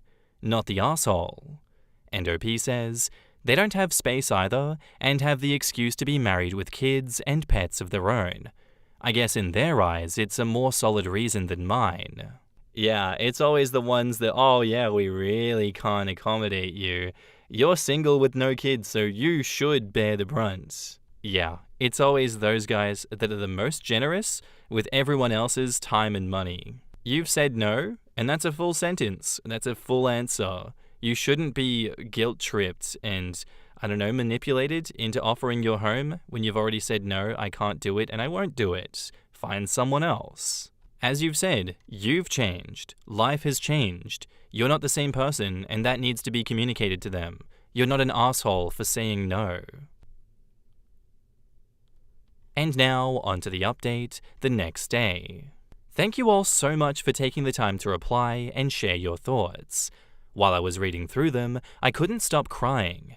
In part because I was ashamed at the fact that I'm a pushover and that I've allowed others in my life to just walk all over me for the most part. I've struggled with anxiety and depression for some years now, and I feel that the thought of any kind of confrontation just puts me over the edge, and I usually give in to things that I normally don't want to do, like going out, hosting dinner, games nights, etc. You all made me realize that some of the people in my OG group of friends are not the kind of people that I want to continue being close to, and I've decided to slow trickle away from them. We are not all who we used to be, and I feel I've outgrown some of them. Now, back to the issue of unwanted guests. My friend group decided to help them out with their hotel stay for the 3 days they would be visiting, which, by the way, is only a vacation type of trip for them because they moved away years ago and want to come see everyone. I told them to count me out of the whole ordeal, and that I had made other plans for that weekend, and that I didn't appreciate how things were handled, nor how I was made to feel. Needless to say, they were a bit shocked, but I think I'm done with them. So once again, thank you. In the comments, Dead Letters Society says, quote, "They will stay for 3 days and asked me to accommodate them because I have the space." It's pretty rude to invite oneself over and then have the gall to complain about it when someone can't take them in. There are so many valid reasons for not being able to have guests, and even if there isn't a valid reason, the person should still be allowed to say no, regardless of what the other person needs. And then the other friends weighing in instead of offering their homes? I'm glad OP kicked the group to the curb. The sheer audacity. Whenever I ask a friend if I can crash at their place for a bit, I always end it with, "It's totally fine if you can't," so that they don't feel pressured to say yes just to be nice. Some people just reek of entitlement. Right? Like I always stay at my friends when I go visit their city, mostly because I'm only there to see them. But every time I have a borderline panic attack about, should I assume I can stay? Would it be better to suggest a hotel just so that they have an out? But what if they think that I'm disparaging their hospitality? I know I've been told that I'm welcomed and stayed with them once a year for the last 15 years, but what if this time they don't want me? I can't imagine the overweening confidence to just point at someone and go, "I'll stay with you. Enjoy it." I'm so glad that OP actually stood up for themselves in this situation. Thank you for taking the advice of the comments, OP, and showing your shiny spine that you actually can stand your ground, and that is a valid hill to die on. I don't blame you for being done with that group, because how crazy is it that all of a sudden everyone can get together and pitch in for a hotel stay after how much time they spent trying to guilt trip you into just taking them on? Don't know why that couldn't have just been the plan from the get-go, but very glad to hear that you have solved it and you are moving on from that group of people. They do not sound like friends. Am I the asshole for allowing my brother-in-law to be thrown out of my house on Christmas after he insulted my brother who has Down syndrome? My hubby, male 40, and I, female 35, have been together for 10 years, married for 5. We bought a fixer-upper 2 years ago and finally completed upgrades and repairs just in time to host Christmas. Both sides of the family came. My parents, my brother Frank, male 30, and his girlfriend, now fiancée Lila, female 29, and my hubby's parents and his brother Todd, male 32. Since it's relevant, I'll mention that my brother Frank has Down syndrome. He also graduated from high school and college. He has his BA in Early Childhood Development. He also has his own apartment and his own car. He works full-time as a preschool teacher, and his job loves him. I have frickin' amazing parents, and when Frankie was born, their attitude was, you'll do as much as you're encouraged to do. And we all invested heavily in helping Frank be all he can be, which is a lot. I've never felt left out or forgotten by my folks, by the way. They worked really hard to make sure we both had a great childhood. My hubby and Frank are total bros. Frank was his best man in our wedding, and after being friends with Frankie for a few years, he switched his job as a high school English teacher to a special education teacher. It required some extra schooling, but my dude loves his job so much now, and he is so happy. So obviously, Frank is popular in the family. At the party, I knew my hubby and Frank were up to something because they were whispering a lot and grinning. Right before dessert, Frank stood up and talked about how this year has been the best of his life. He said he wished he could keep his life this way forever. My hubby pipes up with, "If you like it, then you better put a ring on it," and tossed Frank a box. He got down on one knee and asked Lila to marry him. She, of course, said heck yes. It was so touching, and honestly, everyone was crying and hugging and so excited. I noticed my brother-in-law Todd wasn't smiling, and he looked pretty irritated. Todd is single, probably because he enjoys Andrew Tate so much, and he and my hubby have never been close. When we all stopped hugging and sat down, Todd muttered, "Finally," under his breath. Everyone heard it though, because he absolutely meant us to. I asked if there was a problem, and he said, and I quote, "I'm not that interested in celebrating two R-worded people pretending they can have a real life." I almost caught a charge because I about punched him. Frank just laughed at him and asked, "Still single, huh?" Which made everyone laugh. Todd stepped towards him and my hubby told him to sit down and shut up. He also told him he's an embarrassment. Todd got mad and told my hubby that the embarrassment was how he pretended that Frank and Lila are actually functioning adults. At that, my hubby stood up, yanked Todd's chair out, and told him to get the hell out of our house. He told him that he didn't want to see his face or hear his voice until he sincerely apologized to Frank and Lila. Todd started to refuse to leave, so I got my phone out and told him that I was going to call the cops to escort him out if he refused to leave on his own. He's been in Dutch with the cops a few times for drunk and disorderly and assault, so that got him to peel out quick. Hubby's parents were clearly embarrassed by Todd's behavior, and they left a few minutes later, after apologizing to Frank and Lila. We told them that they were more than welcome to stay, but they left anyhow. This morning, I woke up to a bunch of texts from Todd demanding that I talk to my hubby and fix this. I told him no and blocked him. Then my mother-in-law called and asked me to talk to hubby. I was kind about it, but I said no. I told her it's between hubby and Todd, and I respected my husband's feelings. She got upset and said that her family is getting torn apart and I'm allowing it. I told her again I was sorry, but that Todd is totally responsible for this, and she needed to take it up with him. She hung up crying. I still don't think hubby and I were wrong here at all, but I truly feel like my mother-in-law and those tears definitely got to me. But I refuse to let my brother and best friend be abused in my home. Am I the asshole here? Additional information from OP.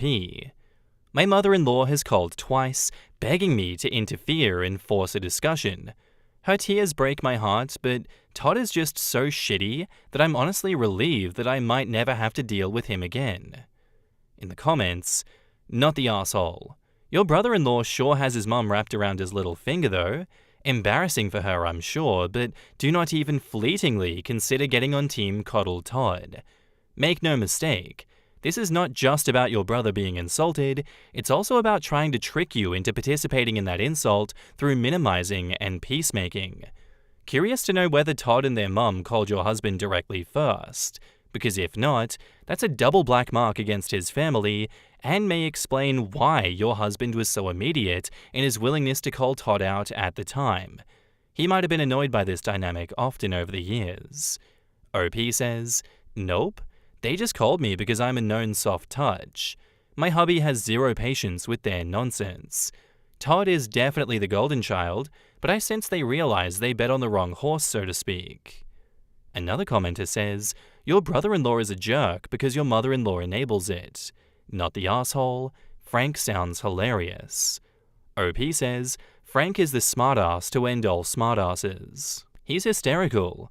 What's so cool about my brother is that he can genuinely poke like that without being mean or ugly. I love him so much, honestly. I feel like getting him for a brother was the best gift the universe ever gave me. Another commenter says, you're not the asshole. Is your mother-in-law asking Todd to apologize? And OP says, I can't imagine she has. When he got a DV charge for slapping his ex-fiancée, his mum blamed her for being difficult. We spend very little time with my in-laws. I suspect there's going to be even less now.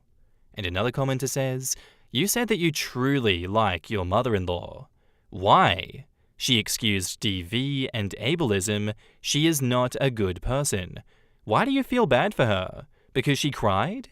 Is crying enough to excuse her behavior? You're not the asshole for not helping excuse his actions, but I'm wondering why you think your mother-in-law is so great. OP says, excellent question. She's always been controlling, but she's sweet and delicate about it, if that makes sense. My husband kept our contact minimal, so I'd see her on her best behavior. The only time that I didn't was when Todd got arrested and she blamed the woman that he slapped. She's difficult and it was just a slap. We didn't see them for almost 2 years after that, until father-in-law developed cancer. Mother-in-law knew how grossed out we were about her defending Todd, and she apologized profusely, saying she was wrong and that Todd knows she was ashamed of him. My hubby called her apology a load of crap later, but I bought it, I guess. Probably because in my family, if someone apologized, they meant it. But when father-in-law got sick, we reconnected, and now here we are. Let me assure you though, my tolerance for her is gone for good. I feel like an idiot for falling for it all. Yeah, your brother-in-law's an asshole, and there's nothing wrong with Frank existing as he is.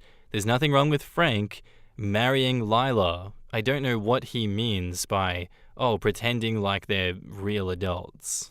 That's just not correct in this day and age. Sorry to say that people with disabilities are still able to function as normal adults. It doesn't mean that they don't have fulfilling lives. It doesn't mean that they are the R word, like he said to them. I don't know. If I was you, I would distance myself from Todd. He doesn't sound like someone that deserves to be in your life, and I genuinely would serve your mother-in-law an ultimatum being like, if you're ever coming to events with us again, or if we're ever going to something with you, Todd is not going to be involved. Not the asshole. And now, onto the update, 4 hours later. Todd is on Reddit and loves the Am I the Arsehole group. He talked about it at Christmas. That's pretty much why I posted this. He has seen this, and my mother-in-law called and asked me to remove it. I said no. She says that this is mean. I told her Todd is meaner and that I'm done. I told her the post stays up and that I'm never asking hubby to meet with them again. I'm the asshole, I know, for encouraging my hubby to have contact with them. And I've apologized. Frank's opinion on all of this is that he hasn't wasted time on asses in the past, and he's not starting now. I apologize to him too for inviting my idiot brother-in-law in the first place. Lila is as snarky as Frank, and she told me no cake for him. Lol, she's the best. I'm maid of honor, so I'm working hard to come up with ways to make this proposal nonsense up to her. Someone said this couldn't be true because no one would act like we did after Todd's comments. My response is that you don't know Frank.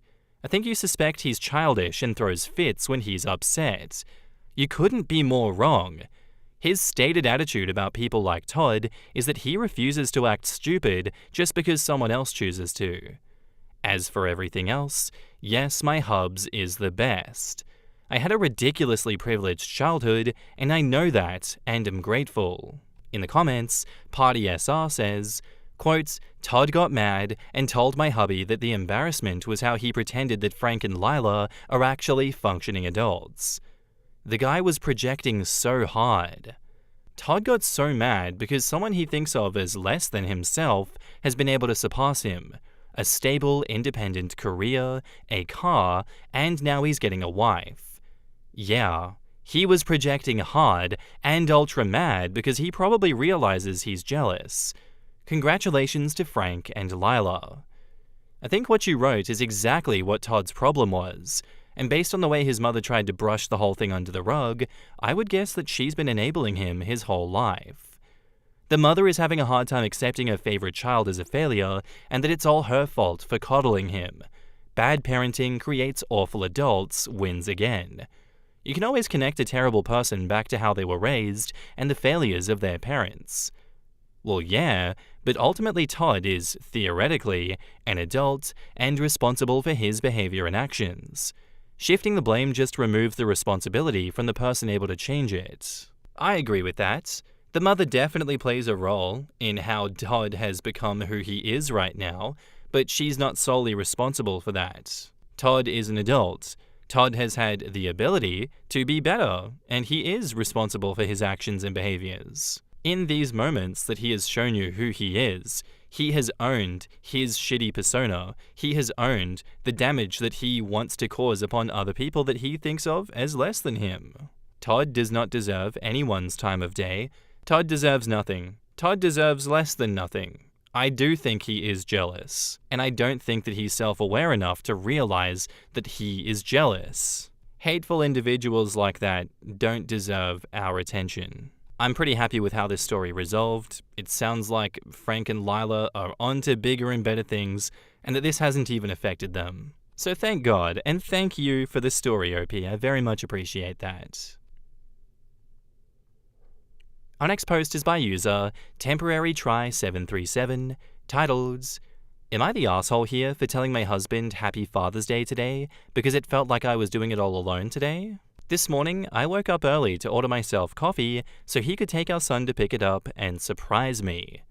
Then they went to the grocery store and thoughtfully picked out my favorite breakfast and came home. My husband made half of the breakfast and then asked me to make the other half. No problem. He acknowledged that he was asking me to do the work and still taking credit for the benefit of our kids' experiences and memories. It was no problem until he went upstairs to go to the bathroom, and after 45 minutes, I walked upstairs to check on him and he was asleep in our bed. He slept the entire afternoon. Later that day, I was doing the absolute mountain of dishes, my third load for the day, that's another story, and he asked me to make a grocery list.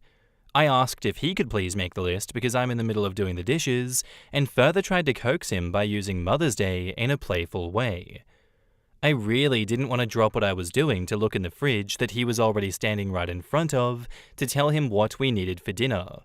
He knows what the ingredients are. He could easily look himself, but he insisted that I help him. I was super frustrated, so I took a deep breath, washed and dried my hands, and then opened the fridge and started telling him what we need. He could sense my frustration and called me on it. I explained that I was really hoping that he could make a list himself just this once because I was in the middle of doing the dishes. I explained that when I make a grocery list, I just look at what we have and write down what we don't have, and I didn't understand why he needed my help. He started talking over me to say that if I had a problem making a grocery list with him, I should have just told him. I told him that I did communicate that with him. He doubled down and told me that I need to learn some patience. I smiled and said, "Happy Father's Day," because it was the nicest thing that I could think to say. That completely set him off. He went off on me, refusing to get ingredients to make our dinner, bought dinner for only himself and our kids, and has been giving me the silent treatment for over an hour. He says that I went too far. Am I the asshole here? In the comments, Winternin says, "Not the asshole. Your husband is, though. Let me guess, he doesn't help much, if at all, on other days." And OP replies, "Correct. My frustration today was the same frustration that I have any other day, but the Happy Father's Day comment I made was just all I could say to prevent myself from saying, 'Go love yourself' in that moment." How many years have you wasted on this guy? How many more years are you going to spend teaching your kids that this right here is the relationship that they want to have with their future partners? Don't you deserve better? If you can't conceive of better for yourself, what about them? How many years has OP been wanting to say, go love yourself? Honestly, that's what she should be saying. Why is she wasting time trying to spare his feelings when he's an absolute dick? No, ma'am. You grab your purse and go to the salon, cafe, / wherever you like, have the blowout later, but do not allow yourself to become the maid for an asshole. So I skimmed your post history, and I don't think your priority should be on whether you're the asshole or whatever. Your husband is abusive, you are in danger, and your children are traumatized already. You need to start working towards escape and thinking about safety, not your abuser's feelings. I know you think you can't leave right now, but you should at least start working towards it. Your children are learning right now that abusive relationships are okay. Back up to the post, there is an edit. Wow, I didn't realize that I was going to wake up to so much to read. Thank you for all of your feedback. I've been enjoying my self-brewed coffee this morning and taking in your responses. I have a lot to look over and think about. I know divorce is the obvious answer. Edit 2. No, divorce isn't the obvious answer for this specific incident. Edit 3. I mean, the idea of divorce is not solely based on this one specific incident. Several people have commented thinking everyone is jumping to divorce based on this one situation. It is more complex than this one day. No, I'm not using Reddit as a poll for whether or not to leave my marriage. Today I learned how to make Reddit paragraphs. Both our mothers are dead, unfortunately. Our children are 6 and under. It is common for parents to help and facilitate the day. 6-year-olds and toddlers can't be responsible for celebrating their parents. I didn't expect anything from him. I know it's just a Hallmark consumerism holiday. People who have commented are correct in saying that this incident is just representative of every other day, but magnified by the fact that Mother's Day was a particularly shitty day to choose to be particularly shitty. I feel like maybe I was the asshole for making the petty comment. I am neurodivergent, and sometimes I have trouble picking up on if I did something wrong that I maybe didn't realize was wrong to say or do. I appreciate all of the anecdotes of your strength and ability to move forward after leaving an exhausting marriage. It is inspiring. Edit/update 4. Since Sunday, I've not lifted a single finger for baby Sinclair, my internal nickname for him. Unless it directly impacts our kids, every time he requests my help or to do something for him that he can do for himself, I just use my absolute sweetest voice and let him know that he doesn't need my help, and I believe in his ability to complete the task himself. Then I smile and walk away. The third time I did this, he said that I was making him uneasy. I couldn't help but to laugh out loud, which made him announce that he felt even more uneasy. I know it wasn't kind, but I calmly told him that he is a pathetic human. I told him I'm sorry that it has to be me, but someone in his life needs to tell him to grow the fuck up. I told him that I care about him and I love him, but I will not tolerate being treated with disrespect even one more day. He said I am abusive. The actual audacity. I spared the divorce conversation. For safety, and because I've said many times before that I want to leave, and financially it isn't possible right now. Side note, I tried to leave last year because he was making me feel unsafe and his behavior was erratic. I went to the emergency room in a mental breakdown and I told them about the abuse, which they noted in detail on my file. They asked about any plans to escape and I told them that I had it covered, and answered their questions about my plan. I had been planning for our escape for a year leading up to this. They told me they had to document the reported abuse in my file. I asked them to check my chart to make sure that it's not tied to his account. They looked at it in front of me and said they made sure that he wasn't on my emergency contacts or attached to my chart in any way, but then guess who got an email with my chart notes detailing his abuse and my exit plan before I even got home? I had to cool things down and start over with a new plan that I kept entirely to myself. At this point, though, he knew I had saved up money to leave, so most of my savings was depleted within a couple of months. I eventually left with our kids with far less savings, and it didn't take long for me to realize that I couldn't sustain the cost of my original bills, as they were still in my name, and new bills, in addition to legal assistance and the overall cost of starting over. Our leaving caused him to spiral, and he went back to therapy. Soon after, we started to dip our toes into visiting each other, mostly because I didn't want to leave our kids with him. We stuck to outdoor public activities as a family. He's always been able to wear me down and talk me out of a divorce, and this ended up no differently. Even though I know I'm not an anomaly, I felt ashamed and like a complete failure for going back. Surprisingly, he never actually changed. Sarcasm. End of side note. Anyway, back to the present day, I began to grey rock to throw off his cycle of attempting to rope me back into the argument from the other day. I have calmly listened to him gush over his love for our family and how much he loves and appreciates me and thinks I am an amazing mom. He says he loves me, but all I hear in my head is his voice screaming fucking bitch at me. It all sounds so obviously disingenuous. I told him that his words mean literally nothing while his behavior is the same. It's like saying waffles has legs. It sounds unbelievable, and if I don't see it with my own eyes, I'm not believing it. I told him regardless of if in the end we stay together or not, we need to go back to therapy as a duo and separately. I told him he needs to take steps today to move forward with therapy and treating his mental health appropriately. He agreed, but no evidence of walking waffles yet. I'm surprised at my ability to completely refuse to do anything that he can do himself. I'm more surprised that he's actually doing the tasks himself. I've tried this before, and he ultimately bullies me into doing the task, but not this time. He keeps complaining about his results in ways that are so juvenile and manipulative, always leaving the impression that if I had just done it for him, it would have been done correctly. I just smile and tell him that he did a good job with the task and tell him that it sounds like he needs more practice and eventually it will become second nature. I'm feeling his attempts to make me miserable, but it is rolling right off of me. At least for now. I cannot express how much I appreciate the support and validation here. I appreciate the married people who shared what their day was like on Sunday and every day as a healthy couple. For those of you who have asked why I'm taking to the internet with this in the first place, I have been isolated from my circle for so long that my relationships no longer exist. I have limited family, period, and no family nearby. My mum is dead, my dad sucks, my siblings mostly suck, I have no friends. I work virtually and don't have friendships with coworkers because we rarely socialize and have opportunities to bond. I don't have opportunities to interact with adults very often. Isn't that the beauty of the internet?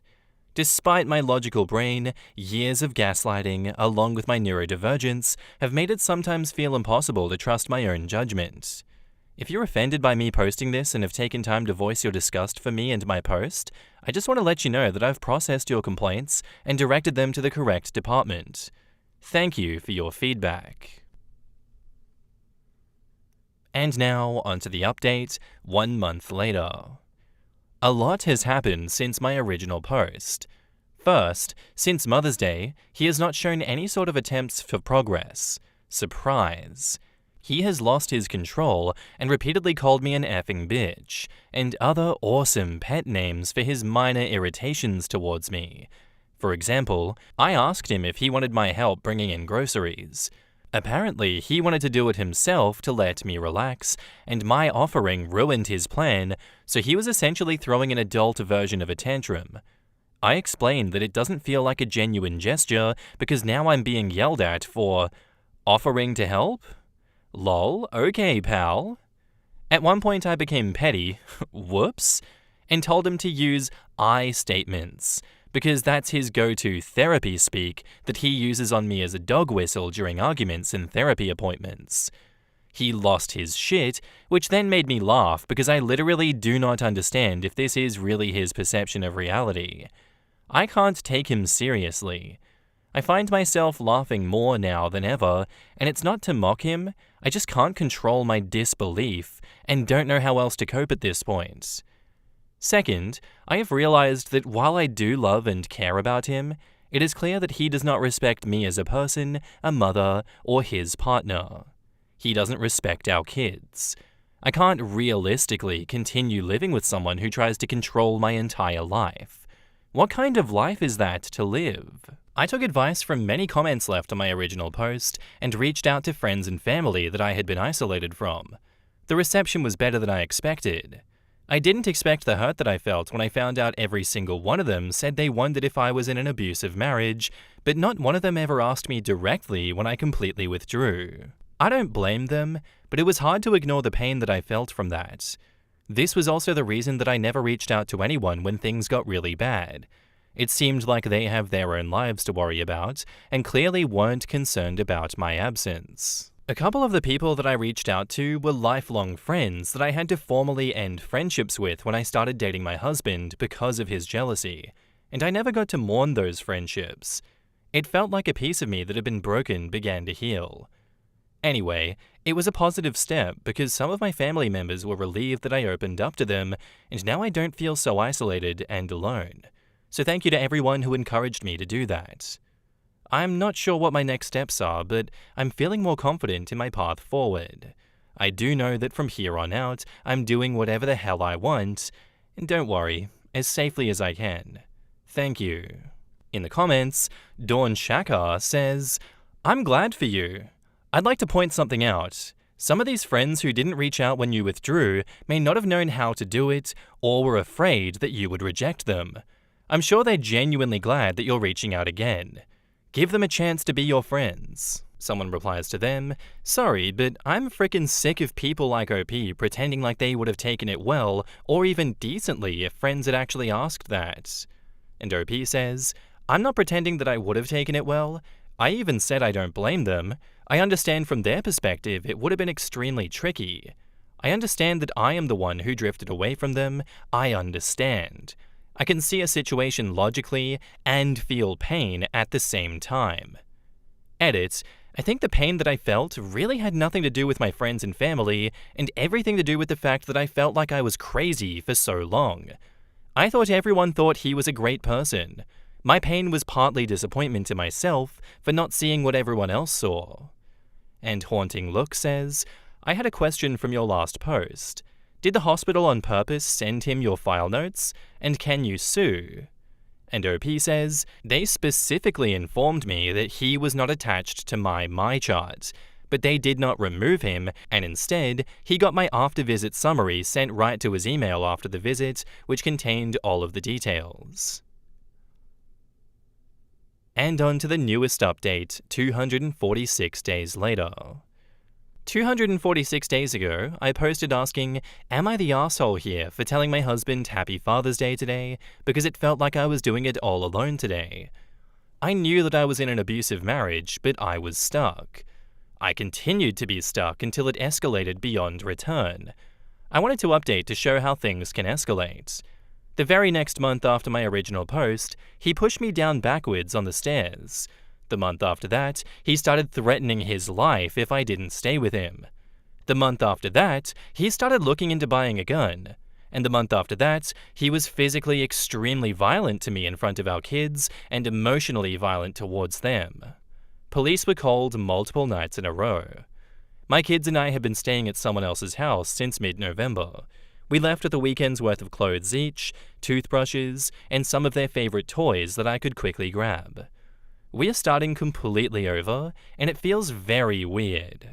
From my previous post, he drained the savings that I had accumulated to escape with my kids. I'm in the process of finding a new job and have a GFM open as a desperate attempt at leaning on community. As weird and scary as this process has been, I have never felt safer. My kids have never been happier. In the comments, someone asks if OP is in contact with any lawyers. OP says, I have been in contact with the Women's Association here that has legal counsel, but it's limited.